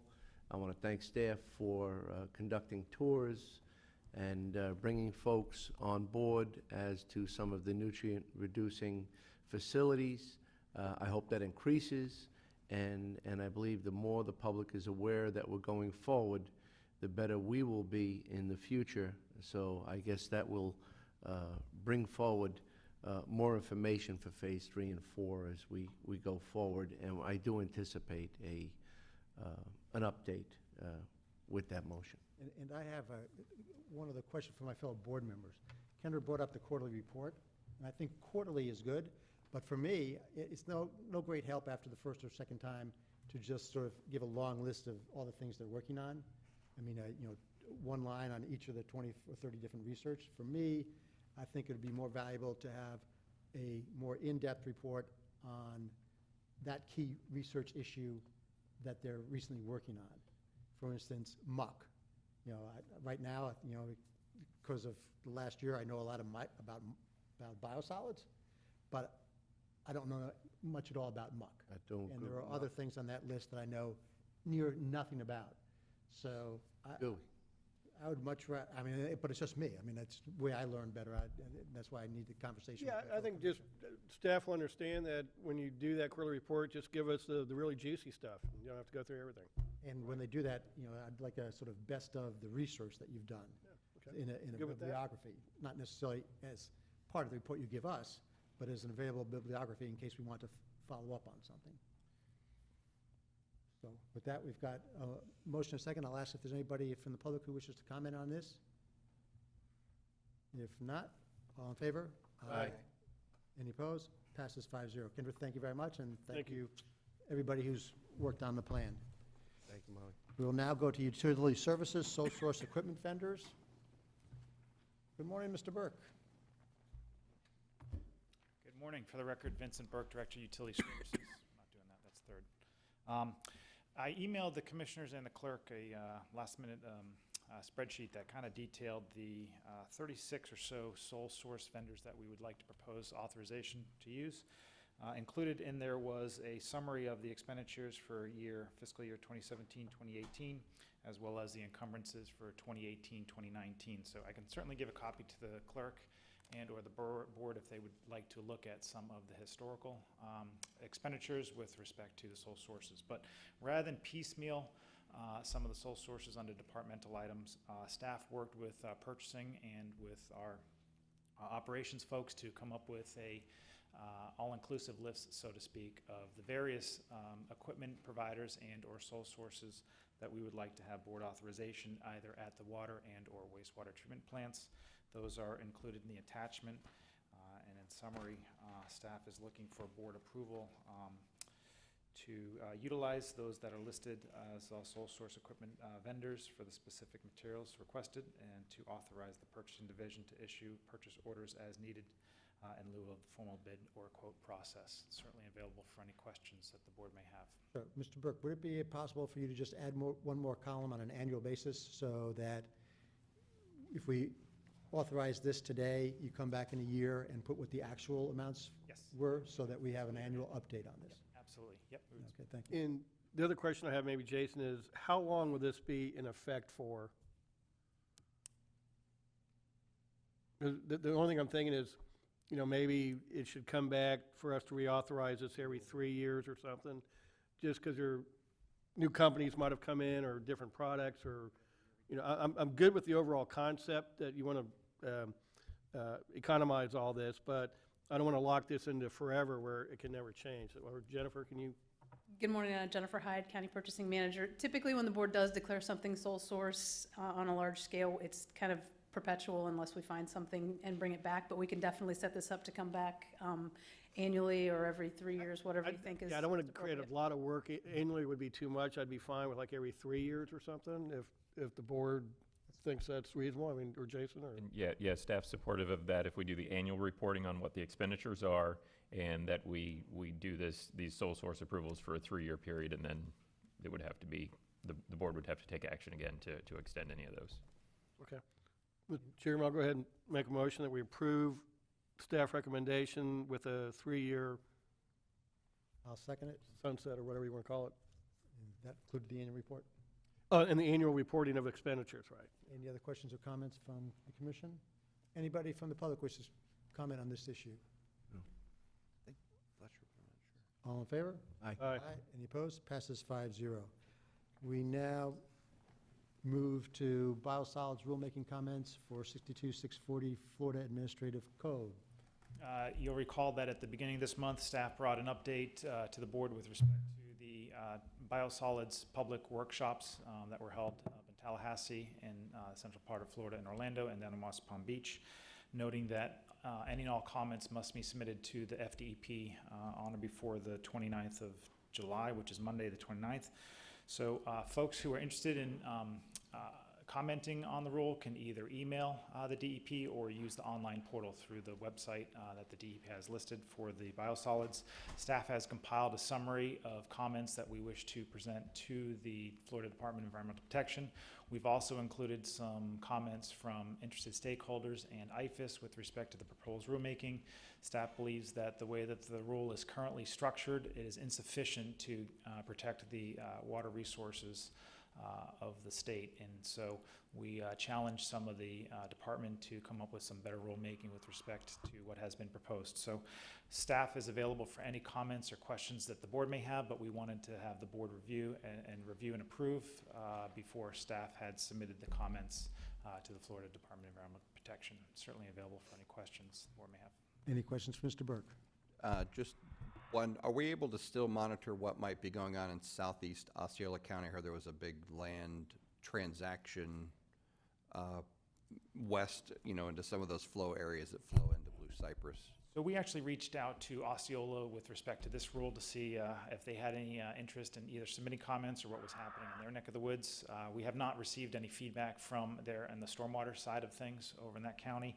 I will jump over to Brevard County, where the board may recall that there was an application from another permit to the department, the Poteet Ranch, and that application has been rescinded. So we found that out on Monday. The hauler has actually rescinded or pulled that application from the FDEP, I think in light of what's happening here. So, Is there a way we can get on a notification list if somebody was to apply in Osceola County? I think we can get on the FDEP's interested parties website. It's a little different than the districts, but we can find out if we. I think we should just try to monitor that in light of this recent land transact or potential that somebody told me about. I'll definitely research that and send an update. All right, thank you. Any other questions for Mr. Burke? Just a comment, Mr. Chairman. One of the things in here that really irks me is this, they're using this soil phosphorus storage capacity index to regulate how much phosphorus can be applied. And from what I've read on this particular index, a reading of 0 or less than 0 means the soil is saturated with phosphorus and there's very high likelihood of runoff through the groundwater. So one of the DEP recommendations is that if the index is 0 to 20, the amount of phosphorus can still be increased by 50%. So if that number is at 1, just above the level where things start moving, they can add 50% more phosphorus. And if it's at 0 or less, then it says you can't adjust the amount of phosphorus, but you can still add phosphorus. And that to me is just insane. And I'd like if somebody could find out what that phosphorus storage capacity index really means. Like if you're at 5 and you put 100 pounds of PT05, how does that, how much does the index move if you put 100 pounds or 200 or 300? Because it seems to me that number should be at 10. There's no phosphorus allowed at all. I mean, just that's it.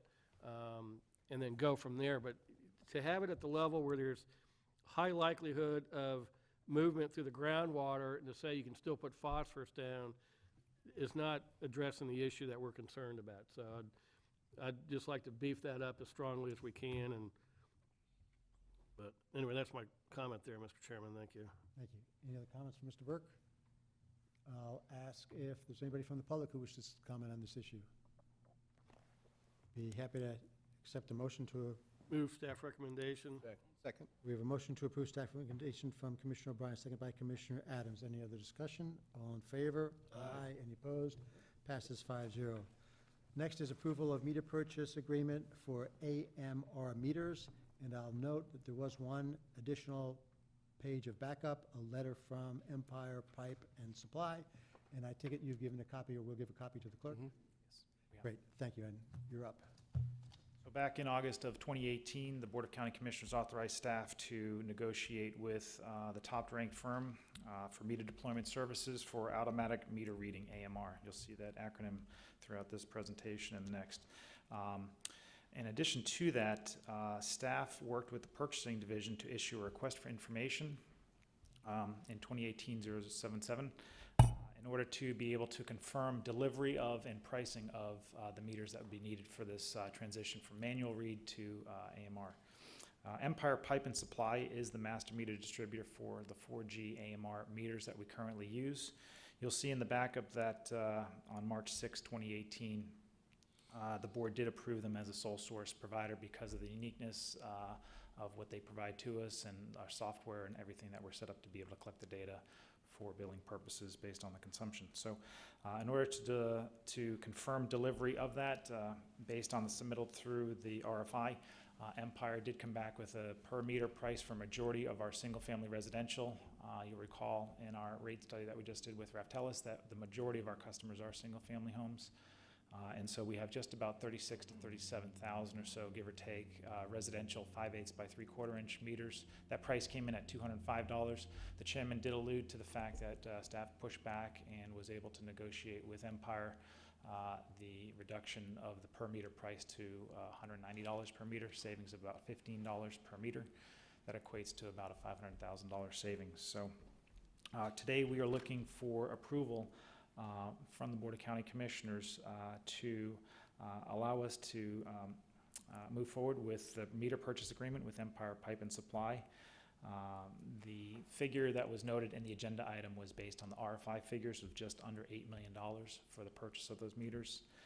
There's other additional what we call parts and pieces of about $3 million that's not part of this agenda item. We would certainly be looking to purchase those items as part of this transition process, and that's why we had an all-in number presented to the board of the 11 and so change for the material purchase that the county would move forward with. So staff is looking for the board to authorize the chairman to endorse the meter purchase agreement with Empire Pipe and Supply for not to exceed $7,920,724.12 figure based on our estimated value of the meters that will be changed out. Certainly available for any questions that the board may have with respect to this. This is just the meter purchase portion of the agenda item.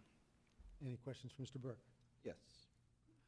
So on the meter, then there will be the second portion of a future AMI system that would then get the signal from the meter and ping it to That's correct. whatever provider section that comes to. This one, and I'll allude a little bit more in the next presentation, is really just for the small ping out of the street so that we can have a drive-by collection. So that's like our first phase, is to do the conversion of all of these manual reads to this AMR technology, this drive-by technology, with the focus that if we needed to at some other future point in time, based on other technology upgrades and or collector systems, we might be able to transition to an AMI type system, which is a whole different system and a whole different set of challenges associated with that. And opportunities. And opportunities, yeah. Thanks. And do you have any comments? And what I'd like to do is to say good luck to the utility. I mean, this is a huge project. I know you've been working on it for a long time. It's part of your own modernization for it. It's basically the foundation for the future of the water utility. I certainly wish you every tremendous success with it, and I'm sure that all the users of the county water wish you the same. I think it's great. And I will note, though, that in your ongoing competition with Public Works, you know, they do have bigger machines, but you're moving ahead in the technology department, so. We like to work smarter, not harder. I understand. Wow. I understand that motto. Hey, Rich. Yes. Oh, I didn't know you were there. So with that, Mr. Chairman, move staff request and recommendation. we've got the motion from Commissioner Fleischer to approve staff recommendation, second by Commissioner Adams. Any comments from the public? There being none, all in favor? Aye. Aye. Any opposed? Passes 5-0. Thank you very much, Mr. Burke. We now move for a related topic, the contract for meter deployment services. Mr. Burke. So this is for the labor installation of the project. On August 14th, again, we started negotiating with National Metering Services, the top-ranked firm.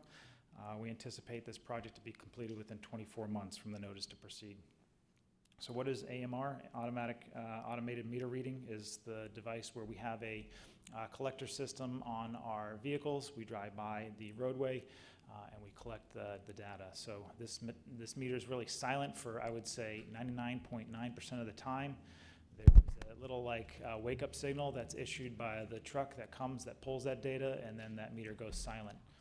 Battery life has been the Achilles heel of some of these things that sit out in the roadway, and so to preserve battery life, some of the software has been upgraded to be able to preserve that battery life as much as possible. So here we just have a very simplistic diagram where you have some meters out near the roadway where the meter boxes are, and the meter reader would be sitting in the car pulling those reads in. So why do we want to look at AMR?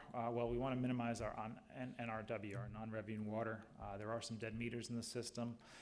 There's water theft that actually does occur, and we want to also be cognizant about some of the leaks. So we'll be able to do so using this technology.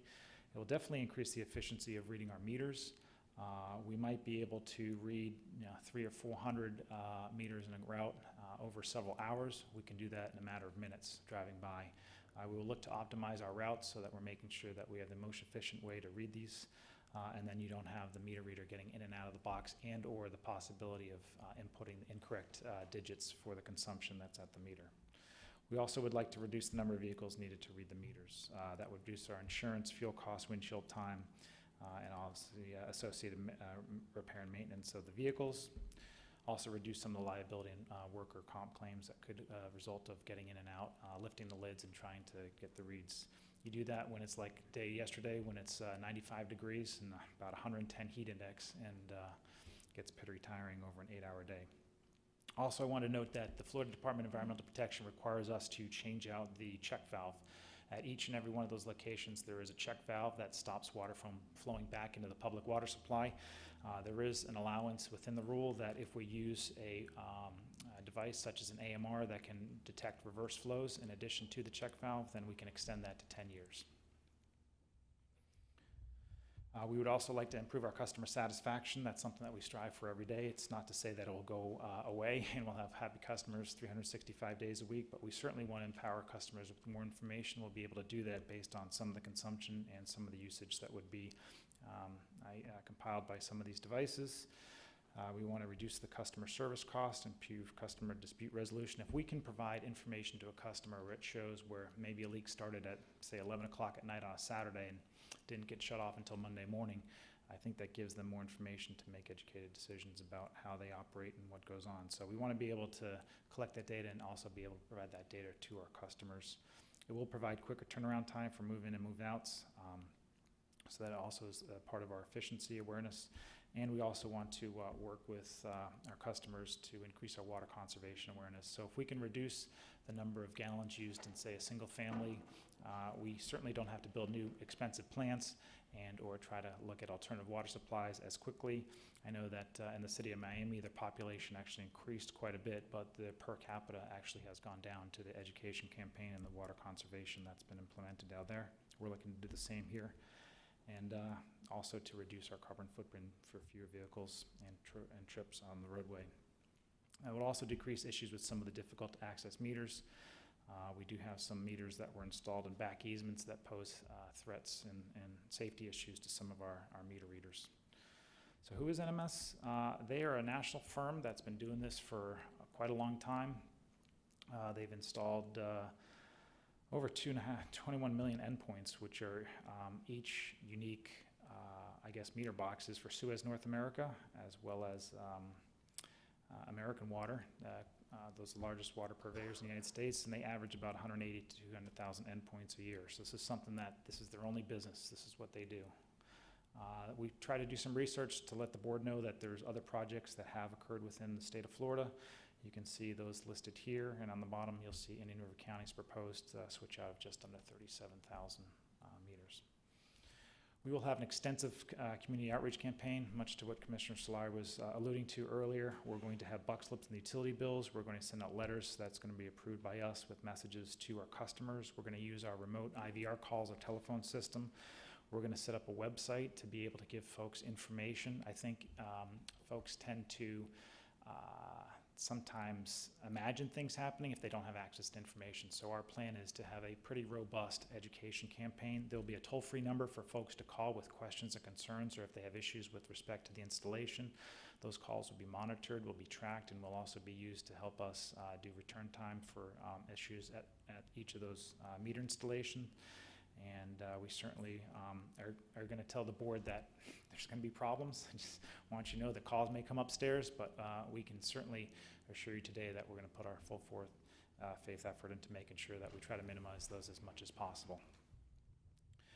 So you'll see some of these trucks traveling in the neighborhood. Once they get our ducks in a row, we issue the notice to proceed. I will note that all NMS folks that work are employees. They're not subcontracted labor. They are actual employees of the company. They'll be appropriately uniformed with badge IDs, uniforms on the outside of the truck, and wearing their uniforms out there as well.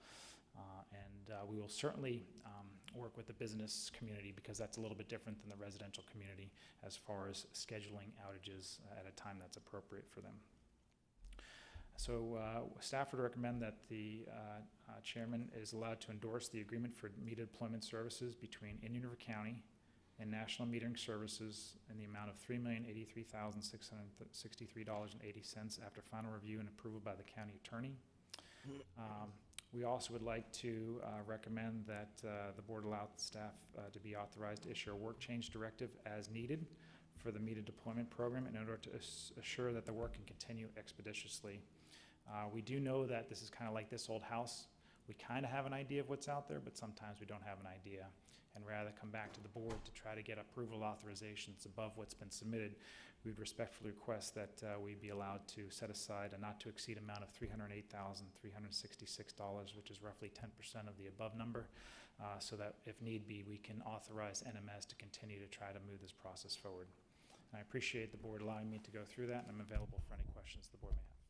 Commissioner O'Brien. Thank you, Mr. Chairman. Vinnie, too. One is, periodically I have to replace a faucet or valve or something in my house, so I'll go out to my meter, turn the water off, and almost every time it's covered with dirt, just migrating from the yard. Will these things be able to transmit through, a couple inches of dirt, or? Yes, and we're also concerned about in the city of Sebastian where we sometimes have meters in swales that tend to fill up with water. Right. So the intent is to make sure that they can read not only in the dirt but the water. So we've had those issues with the 17 or so thousand that we're using today, and we feel confident that migration to the other 37,000 will still be able to do that. Yep. Okay, and then when they start installing these in neighborhoods, any idea how long the water will be off on an average installation? Is it just like an hour? Is it all day, or? I would say it depends. At the best case scenario, less than 20 minutes. If everything's okay, the box is clean, the meter's right there, we're going to replace the check valve, we're going to get in there and do that. However, if the meter's too low, if we have to have a riser, if we have other issues with maybe a strip fitting, it could take maybe an hour, hour and a half, 2 hours. Okay, but Yep. Pretty yeah, quick, though. An hour, to me, Or is less. reasonable. 24 hours would be, excessive, but within an hour, under an hour would be fine. Yeah, We think they're going to average about 500 meters a week to go pretty quickly to get this done, more or less. Yeah. That's good. Thank you, Mr. Chairman. Any other questions for Mr. Burke? Move approval. Second? We've got a motion to approve from Commissioner Adams, seconded by Commissioner Zork. Is there anybody from the public who wishes to speak on this item? Anyone from the public? There being none, all in favor? Aye. Any opposed? Passes 5-0. Thank you very much, Mr. Burke, and this is a great time to take a 10-minute break.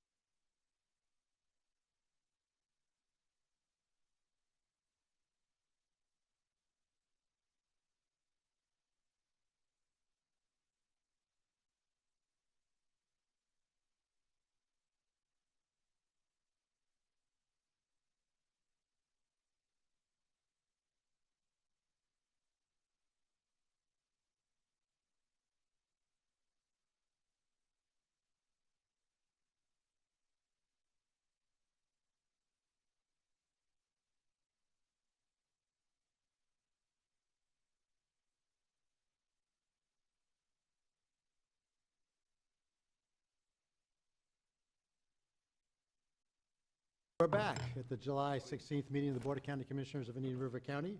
We now move to county attorney matters, acquisition of right-of-way parcel 110 for Phase 3 of Commissioner O'Brien's favorite right-of-way purchasing for the 66th Avenue improvements. And this is a purchase from Doris and Billy Jackson, 6835 66th Avenue. Mr. DeBrawl, I know you're ready here to give us another thrilling update on this right-of-way purchase. We appreciate your being here, but we are wondering why Mr. Speaker is lurking behind you. Because he's going to steal a little bit of my thunder by giving you an update on the progress of 66th Avenue right-of-way acquisition. So I will yield some of my time to Mr. Spirica, and hopefully you'll be able to contain your enthusiasm, and I will make my presentation in just a little while. Thank you. In that case, Mr. Spirica, so nice of you to join us today. Contain. Rich Berge, Public Works Director. Can you flip the... Now he's telling him what he's got to do. There we go. All right. I'm going to give you the last time Bill presented, questions came up on what right-of-ways do we have, how much right-of-way do we need for this project. So I'm going to give you a brief summary of what we've got. So 66th Avenue, we're going to construct it in 2 phases. Phase 1 is going to be from where we ended off just north of 49th Street up to 69th Street. And phase 2 is going to pick up north of 69th and go to 85th Street or County Road 510. So for the first phase, we needed 27 parcels. We've already acquired 16. We've been in negotiations with 3 others that we'll be bringing to the board, hopefully for the August meeting. And we still have about 8 parcels to acquire. Phase 2, we need 31 parcels. We've acquired 11. There are 6 parcels in the north end of the county from Liberty Park that we're going to be able to get as part of a developer's agreement. And we still have 14 parcels to acquire. Hey, Rich, on that developer's agreement, that parcel is outside the proposed City of Sebastian annexation, correct? Yes, sir. Okay. So first we have I did this in segments. So 57th Street to 61st, as you can see, we have 1 more parcel to acquire on the north-south roadway. And then I'll do the cross streets here in a minute. So then from 61st to 65th, we just acquired the Central Groves piece. So we own we have all the right-of-way we need between these 2 streets for 66th Avenue. Go north 65th to 69th. You can see now that we need to acquire a couple more parcels in that area. The purple shaded one is one that the board has approved, but we have not closed on yet. 69th to 73rd, again, we have 1 parcel left to obtain between this, for this segment, and 1 parcel that the board has approved, but we haven't closed on yet. 73rd to 77th, we've got a couple of parcels in there. This is the second phase. We've kind of backed off acquiring right away in the second phase as we're concentrating to get the first phase completed so we can go to construction. 77th to 81st, again, we got a bunch of parcels up in this area that we have to acquire. This is where the road starts curving to go around the power station. And then the North County, where the parcels that we can get from Ryle Development for Liberty Park that were part of the developer's agreement. So then we have the cross streets starting down at 61st. As you can see, we got to acquire a couple of parcels on the east side of 66, or on 66th Avenue on 61st Street. We go north 65th Street. We need a couple of parcels on the west side. Now the one that shows parcel 105 is actually one we talked about. That's one of the ones we have to acquire on the north-south segment. The yellow is one that we're in negotiations with. There's a couple of yellow parcels that we're negotiating with the property owner. They've chosen not to hire an attorney. It's just back and forth. We're trying to do it as efficiently and as cost-effectively as possible. When we get to 69th Street, there's a couple of parcels on the west side that we still need to obtain, and then a small parcel that we're negotiating with the property owner. 73rd, we're looking at 73rd to the east. Right now, while that's shaded out, we believe that's not going to be necessary for that 73rd parcel, or that 73rd Street area. 77th, we have everything we need to go east and west for that connection. And 81st, the hashed out area should be yellow. That's part of the Ryle Development Project. So basically, at the end of the day, we're almost there. We're in negotiations, and we feel that we're doing this as best we can to try to we're trying to minimize costs as best we can without going into a legal battle. With that, I'll turn it over to Mr. DeBral unless there's questions. Any questions for Mr. Spierkin? Yes. In that right-of-way configuration taking south of the substation area, you still have those very large poles that are in that area, are those going to all be relocates when that project comes alive? I know that was a problem we had on 58th Avenue south of 60. The poles were too expensive to move. I'm sure you're taking all that into consideration. Yes, sir. We still have, there's going to be 4 to 6 poles that we have no choice but to move, and they're about $250,000 a pop because they're transmission. Now, we have done a little redesign to the north to allow us not to have to move about 4 or 5 poles. So we've saved ourselves some money up there by being able to coordinate with DOT. We've been able to shift the roadway to the east to stay away from those poles. So that the curving around the substation has actually helped us out. We're just going to keep that alignment up to County Road 510. Okay, thank you, Mr. Chairman. Any other questions? Rich, Commissioner O'Brien. I think you said 8 still to go in phase 1 and 14 still to go in phase 2, so 22 total parcels. Do you know what the total acreage is that those comprise? I do not know I did not calculate those numbers, sir. Thank you. Mr. Speaker, thank you very much. Mr. DeBrawl, we're still excited. Very, very excited. Well, okay, yeah, a little chairman's license. I think that was a lot of chairman's license. I'll grant you that, okay. I hope I can meet your expectations, but let's give it It's a tough act. For the record, Bill DeBrawl on behalf of the County Attorney's Office.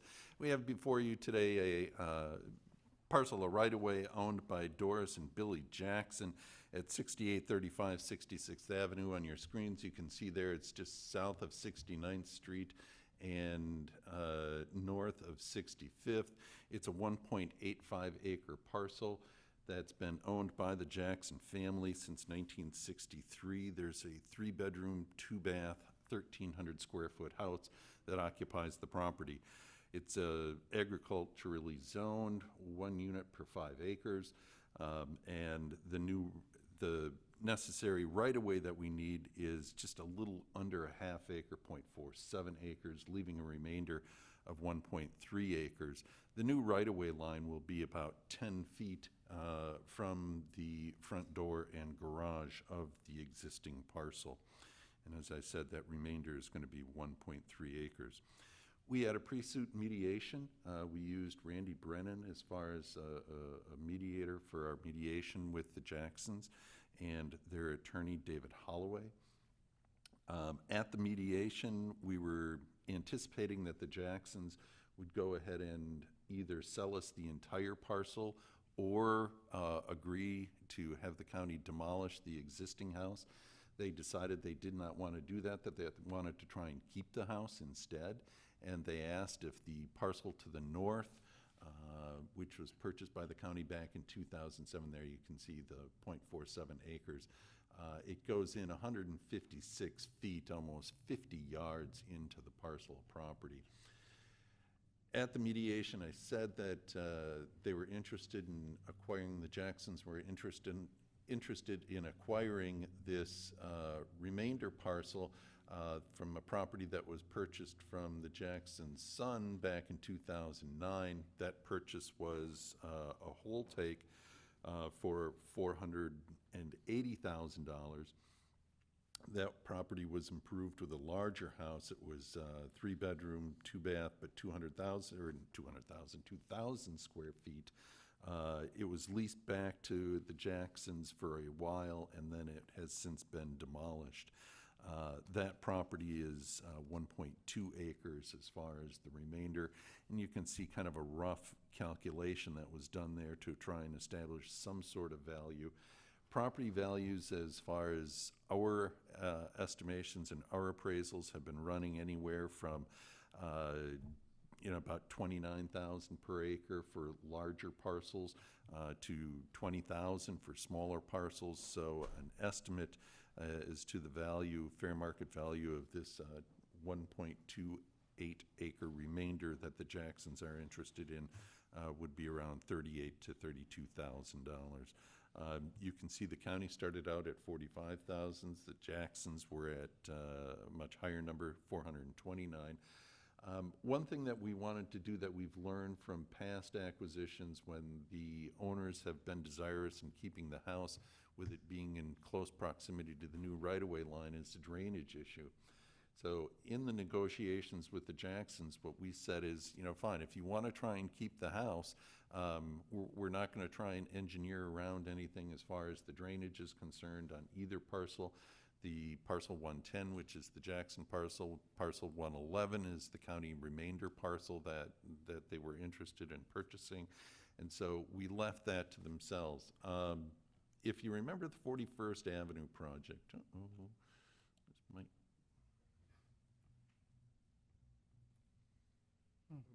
Now we're upside down. Well, that's certainly interesting.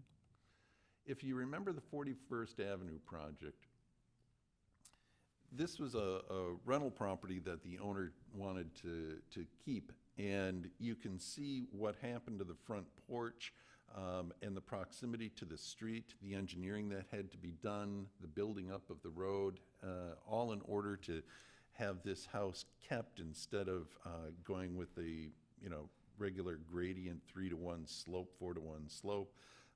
We wanted to avoid going back to our project engineers and having this redone, of course, all at our expense, so that was why it was so important for us to be able to keep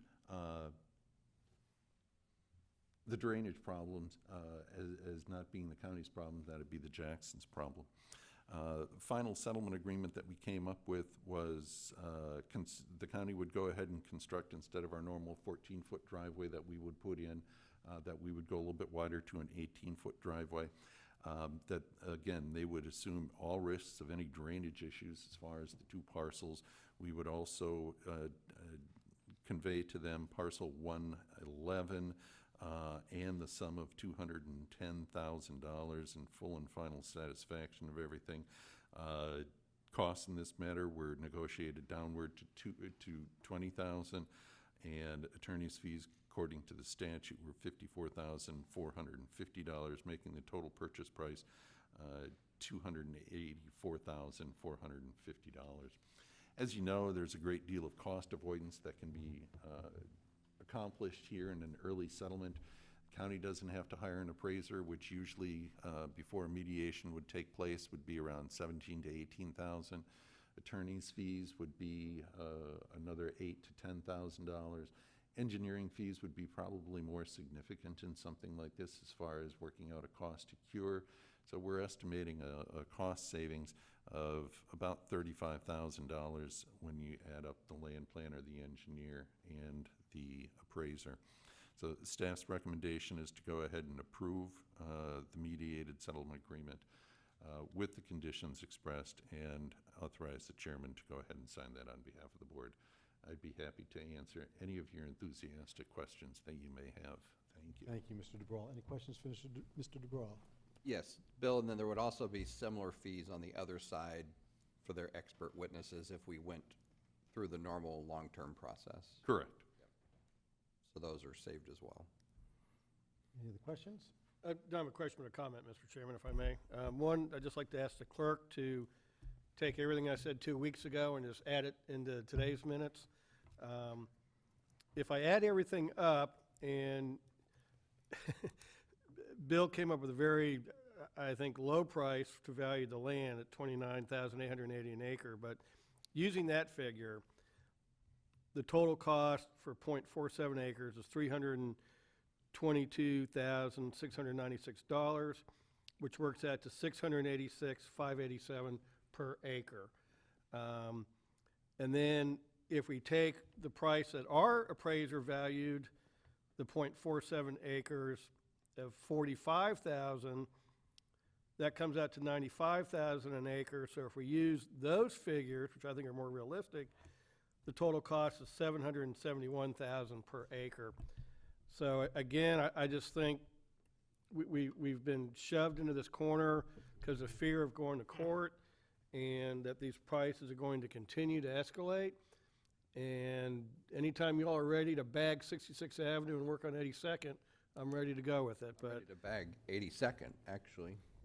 Well, if it was, you know, 82nd, we can get the right of way a lot cheaper and have a good north-south road and quit making all these attorneys wealthy. So figure this guy made $54,000 for about an hour's worth of work, I'm guessing. So anyway, just, I think it's gonna, we've got 22 more parcels. So, you know, I would say we're probably looking at 10 million more to get this. And so it's just, I think it's gone beyond expensive to too expensive. But anyway, thank you, Mr. Chairman. And I won't be making a motion on this one. So you just popped the balloon up here. Second. We have a motion from Commissioner Adams, second by Commissioner Zork. Any other comments? Anybody from the audience wish to comment on this? All in favor? Aye. Aye. Any opposed? Nay. Motion passes 4-1. Commissioner O'Brien dissenting. Thank you very much, Mr. DeBrawl. Thank you. We added one item to the agenda, 13B, Ocean Concrete. Mr. Reingold. Thank you. Thank you very much. The Ocean Concrete case is scheduled to go to trial at the beginning of September. This case arises out of a land use dispute regarding the proposed development of a property in the Sebastian area as a concrete batch plant. Although the county has prevailed with respect to takings claims and 1983 claims, there will be a trial on damages under the Birch-Harris Act. Plaintiffs have presented an appraisal that finds that the diminution of value for this property based upon the action of the county was roughly $1.7 million. Under the Birch-Harris Act, if the plaintiffs are successful, they may be able to obtain, in addition to the damages, reasonable attorney's fees, costs, and interest going back to 2007. In order to attempt to settle this case, County Attorney's Office recommends that the county file a proposal for settlement in the amount of $800,000, which would be inclusive of all damages, fees, costs, and interest. Please be aware that our insurance carrier would be contributing roughly $700,000 as part of that if the offer was accepted. I will note that the matter of allowing the use of the property as a concrete batch plant is not something that is part of the damages evaluation under the Birch-Harris Act. The only issue under the Act at this point would simply be a determination of how much money would be owed, if any, to the property owner. County Attorney's Office recommends that the board authorize the County Attorney's Office to file the proposed offer for settlement. And with that, I turn it back over to the chair. Thank you very much, Mr. Reingold. Any questions for Mr. Reingold? Being none, I'll ask if anybody from the public has any questions on this issue. Commissioners? Move staff recommendation. We have a motion from Commissioner O'Brien for staff recommendation. I'll second it. Any other questions or comments? All in favor? Aye. Any opposed? Passes 5-0. Thank you very much. Thank you. We now move on to Commissioners' items. Commissioner O'Brien, Florida Association of Counties call for policy ideas. Thank you, Mr. Chairman. I had mentioned this at the last meeting and just want to bring it to everyone's attention that they are looking for policy ideas. They've changed how they do this whole process the last couple of years. And basically, they kind of start from ground zero each year. And so it is important that we submit policy proposals, and then they'll come into the process of either adopting or rejecting those proposals. Jason mentioned, I think at our August 13th meeting, we're going to have our draft legislative outline available then. So I'm just want to give everybody a heads up that we need to have this kind of going forward and be prepared to submit proposals. Last week, I did submit a proposal to the Water Quality Committee because that deadline was on the 12th, related to the DEP rulemaking and the allowance of phosphorus being applied, even though you're at conditions of migration. So just with that, this is more for information. And on the 13th, hopefully we'll have some draft legislative priorities, and then we can submit those as policy proposals to FAC. So your issue that you filed with the Water Committee would deal with the biosolids issue? Yes, yeah, definitely the DEP rulemaking on the biosolids issue. Thank you. Any other questions or comments? I guess that was basically informational? Informational, yes, sir. Very good. We'll now move on to the Solid Waste Disposal District, approval of the minutes of... So moved.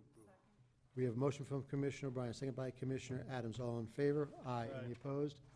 Passes 5-0. Next item is approval of a 2019 CPI adjustment request by Waste Management. Good morning, Mr. Burke. Good morning, Vincent Burke, Director of Utility Services. Waste Management in, I believe, May of this year submitted the annual rate adjustment request of 1.31% to be effective October 1, 2019 if approved. Staff did confirm that that information is correct. On the attached item in the agenda, we list the rates going back to October 2015 when they first went into effect, and then the holding of that rate for the first couple of years, and then the slight increases. So if approved, the single-family residential rate, which is currently at $10.01, would go up to $10.14, an increase of 13 cents. We note that most of the subscription services are direct billed by Waste Management to its customers, but Waste Management, you may recall, does provide recycling pickup collection services, which are paid for through the assessments, the non-ad valorem assessments, and so that would increase slightly as well. So staff would recommend that the board approve the Waste Management request of 1.31% rate adjustment by Waste Management of Florida, and authorize the county administrator or his designee to send a letter of approval. If approved today, we would get information requests from Waste Management that staff would approve, that would go out to all the customers prior to October 1 rate. Any questions for Mr. Burke? Move approval. We've got a motion from Commissioner Fleischer. I'll be happy to second it. Anybody from the audience care to comment on this item? There being none, all in favor? Aye. Any opposed? Passes 5-0. Focus feasibility evaluation of landfill leachate. Mr. Burke. There's a technical memo that's attached to this. The board did authorize under CCNA 2018 work order number 4 to Geosyntec, who has done historic work for the landfill and for the utility services. So just under $31,000 in order to explore the leachate centrate treatment and disposal options. If you recall, the West Regional Wastewater Treatment Plant is the downstream recipient of both the leachate and the centrate, and due to some of the existing permit conditions, we want to make sure that what's coming into the plant does not cause plant upset. So part of that issue is to look at the leachate and or centrate. We kind of took the centrate off the table to focus strictly on the leachate, and we looked at a couple different options. One was a biological / reverse osmosis membrane type of treatment.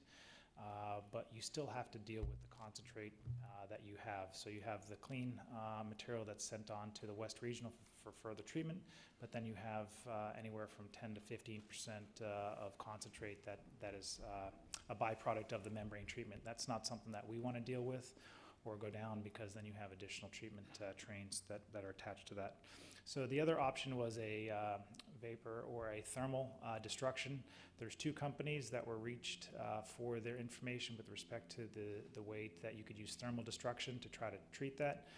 One company, I believe, is listed in the backup, Aptim, and they have a 20,000 gallon per day reactor. The solids or the residuals are about 10 to 14%.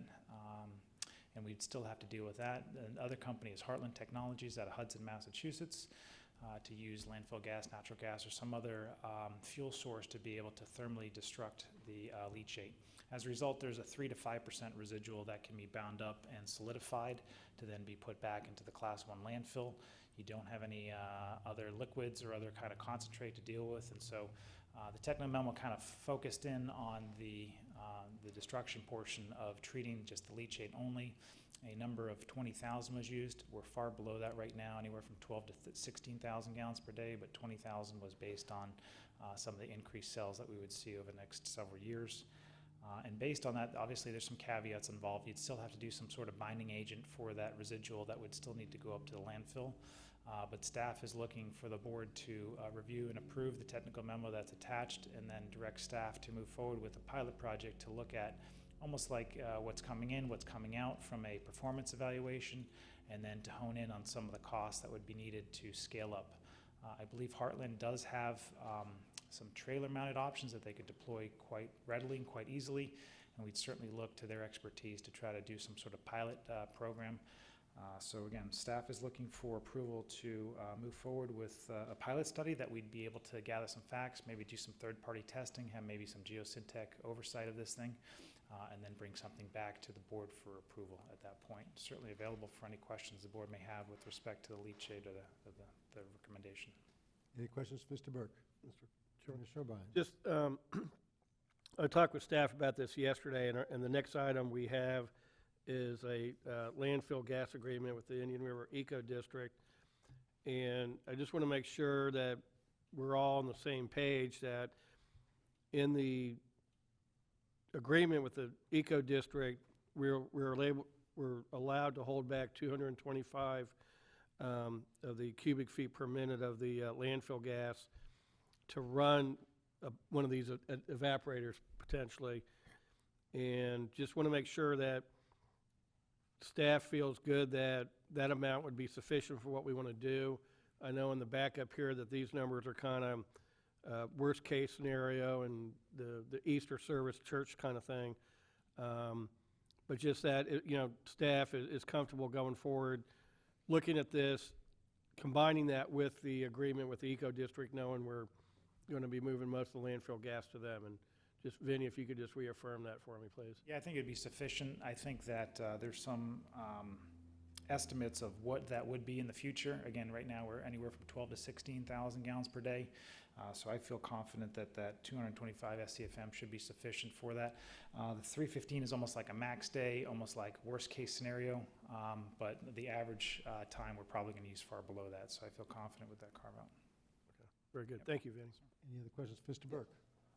Vinny, on the evaporator, with that amount of diversion, you end up with a post-scrubbed amount of gas to run the evaporator, and is that, you factor that in the calculation, or does it run it whole and sort of scrub it as it's doing the evaporating process? So I'm not the expertise on this particular system, but I can tell you, kind of like Commissioner Solari with biosolids, once we go through the pilot project, I'll have a much better understanding. Okay. But really, it's a heat exchanger type of technology. Okay. If you look at the footprint from Heartland, it's much, much smaller for their 20,000 versus what Aptim had on there. And so it's a very compressed, I think, combustion technology heat exchanger that takes the leachate. And the great thing about this thermal, unlike the membranes, they're susceptible to fluctuations. If you looked in the technical memo, it doesn't matter if the pH is kind of low or kind of high, or if the TDS varies, this thing is going to destruct everything. So I'm not sure if that answers your question, but certainly we are going to be looking at ways to be able to maximize the usage of the landfill gas that would be available for the destruction as efficiently as possible. Okay, all right, thank you. Any other questions for Mr. Burke? Move staff recommendation. Second. Motion by Commissioner Adams, second by Commissioner Zork. Anybody from the audience care to comment on this issue? There being none, all in favor? Aye. Any opposed? Passes 5-0. Move on to landfill gas agreement with Indian River Eco District. Mr. Burke. Thank you. We have before you a proposed 20-year term for the landfill gas agreement with Indian River Eco District. We have two representatives in the audience today, Alon Castro and Craig, that are in the audience should the board have any specific questions after I'm done with the short presentation. But in essence, what the county does right now, what SWID does right now, is it collects the landfill gas that's generated from the decomposition of the material inside the landfill, Class 1 landfill, pulls it through a manifold system, and then, because we don't have any other use for that, we flare it off. And so there's methane concentrations that are, in essence, going to waste, and we have Title V permits that we have to comply with the FDEP. So in order to try to do something a little bit better than that, the board back in February directed staff to begin negotiations with the Indian River Eco District to be able to have beneficial reuse of that landfill gas system. So you may recall that there was an agreement with the prior owner of the property to the north, and now that Indian River Eco District is in there, they're looking to partner with the county. We had mentioned that there's a 225 SCFM, standard cubic feet per minute, carve out of the gas. Otherwise, all the gas is going to be sent over to the Indian River Eco District to be used. It's important to know that they need a long-term commitment from the district in order to be able to secure the financing. Typically, these are not a 5 or 10-year agreement, they're 20-year because of the investment that has to be done on their side in terms of the cogeneration, the internal combustion engines, and with that, there's specific requirements that we, the district, are supposed to provide. In other words, we have to be able to provide methane that has a concentration of over 40%. If it's under 40%, the engines aren't going to run at all. Right now, we're producing about 650 SCFM of landfill gas at a methane concentration of around 50%. So I think we're confident in meeting those minimum numbers so that they can have assurances that they'll be able to maximize their design. There's a ceiling of up to 1,600 SCFM. I don't think we'd get there tomorrow. I think we'd have to optimize our well field in order to add additional wells and or be able to optimize that well field. We're not pulling too much gas, which could cause some problems with moisture and vacuum issues. but we want to be able to work and partner with Indian River Eco District. So there's delineation at the delivery point between what we're responsible for and the collector, the manifold system, and then there's information and/or equipment that they would have to be responsible for once it's transmitted onto their side.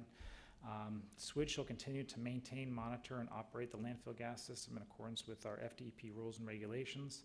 However, there might be some meter calibration installation stuff on Indian River Eco District side to help monitor the quality and quantity of the gas that we would be sending over to them. There is a payment structure that we had put in here in the agenda item. Indian River Eco District shall pay the Solid Waste and Disposal District each month for any landfill gas that's accepted, as long as that there's an acceptable quality, again, based upon the quantity and quality of that gas. Again, the ceiling is 40% methane, has to be over that in order to be considered acceptable. And then that value would be multiplied by the landfill gas that's broken out in the agenda item. So there's a baseline and below amount of 72 cents per million BTU, and then it goes up based on additional flow and also thermal concentration. So it's in Solid Waste Disposal District's best interest to provide a higher quality and quantity when applicable for that. There's some easements that obviously are going to be transferred that were in effect before. The financial analysis is a little bit conservative of what it would net, but based on some conservative numbers, for example, if the methane concentration were at 48%, revenues could range from $9,000 to $48,000 annually to SWID. It also could also go up if the concentration is higher than that to upwards to up to $200,000. But again, these are just numbers that are thrown out for comparative purposes, so that the board has an idea of what the revenues may come in. Some of the concerns are obviously the 225 SCFMs. The way that it's written is if the Solid Waste and Disposal District does not need those SCFMs, then the Eco District would be able to use that fully. Conversely, if for some reason we find out that there may be a need for 30 or 40 or more SCFMs because of the thermal destruction on the SWID property, then we would sit down with the Eco District to try to let them know some of our concerns and to try to work something out with respect to additional gas. So all of this is contained in the attached landfill gas agreement. Staff would recommend that the board approve the landfill gas agreement, including the granting of easements with Indian River Eco District, IRED LLC, and authorize the chair to execute the agreement and all other documents necessary to effectuate the agreement after review and approval by the county attorney. So again, I'm available for any questions, and we have representatives here from the Eco District should the board wish to ask them questions. Any questions for Mr. Burke? Mr. Chairman? Mr. Fletcher? Yes, Vinnie, many years back, we were flaring for carbon credits for other jurisdictions there. This agreement does no way impact anything, if there is anything existing. That's correct. There is a carve-out provision in here for carbon credits. We would work with Eco District for that. So should the district be eligible for carbon credits, we would be able to apply for that and be able to receive some additional revenue, yes. So there's a provision in this agreement that would allow us to work with the Eco District for some of those carbon credits. And in no way does this alter any action on the decomposition of the landfill? No. It helps. It's a beneficial use. We'd be flaring it otherwise. We'd be obviously looking at some of the methane that's going to be used for just flaring that, and we have our Title V air permit that we have to report to the DEP. This is actually a much better way for us to harness that gas, use it for internal combustion, and use it for other beneficial reuse. Thank you. Thank you, Mr. Chairman. Any other questions for Mr. Burke? Anybody from the public care to comment on this issue? You happy to entertain a motion? Move staff recommendation. Second. We have a motion for staff recommendation for Commissioner Adams, seconded by Commissioner Fletcher. All in favor? Aye. Any opposed? Passes 5-0. And Mr. Chair, staff would just like to say we appreciate working with Indian River Eco District. We're excited about this partnership, and it took us a little longer to get here than we had hoped initially, but they've got some impressive plans over there. We wish them well on all those things, but we're happy. We think this is a win-win for the county and the Eco District. Thank you. Mr. Chairman? Oh. Yes. Since they both flew in here from out of town, would you mind if I asked them a question? I wouldn't mind. They might mind.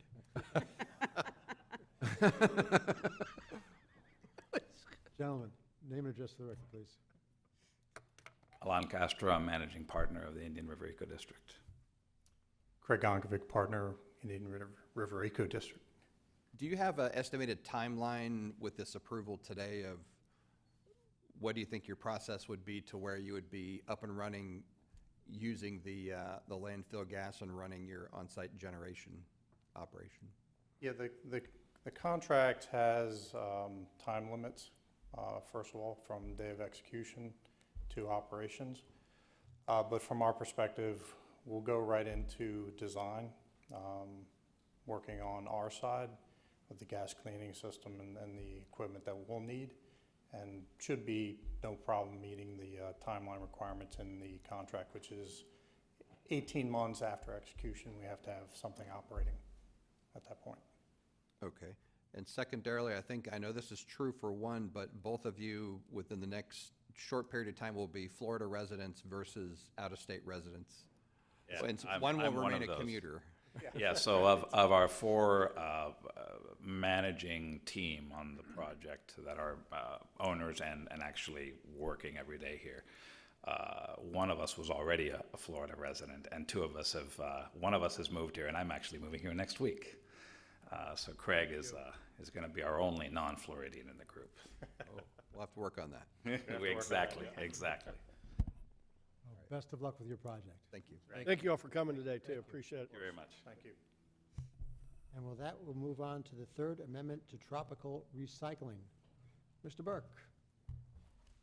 Thank you. This is the last one. So on July 9th, 2019, staff made a presentation to the board, the Solid Waste and Disposal District Board, with respect to the contamination of the single stream recycling with garbage. Since that time, we have pretty robust efforts to get the word out, to work with waste management, to work with code enforcement, to work with SWID staff to notify residents of what's coming on.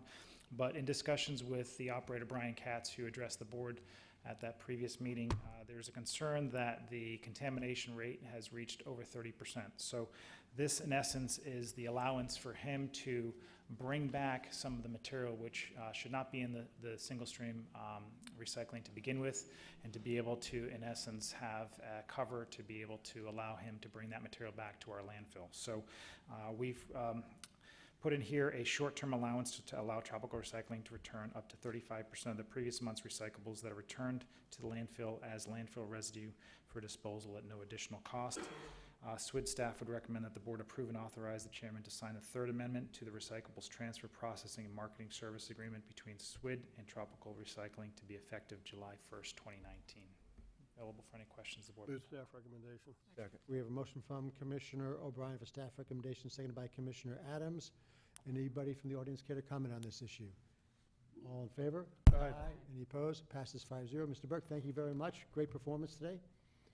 And we wish everybody who's watching a good week. Wait. We want him to come to the budget hearing tomorrow. We might get one or two. You know, it's basically a waste of energy. We keep on inviting and inviting and inviting, and nobody shows up. I think what we really need to do tomorrow is have a big increase in the millage rate, and that'll get them excited, and maybe they'll actually show up at the September hearings. No, I think they're smarter than we are, and they're at home in their pajamas watching it. In their pajamas at this time of day? It's the only way to watch a budget hearing. Just saying. No, and We're adjourned.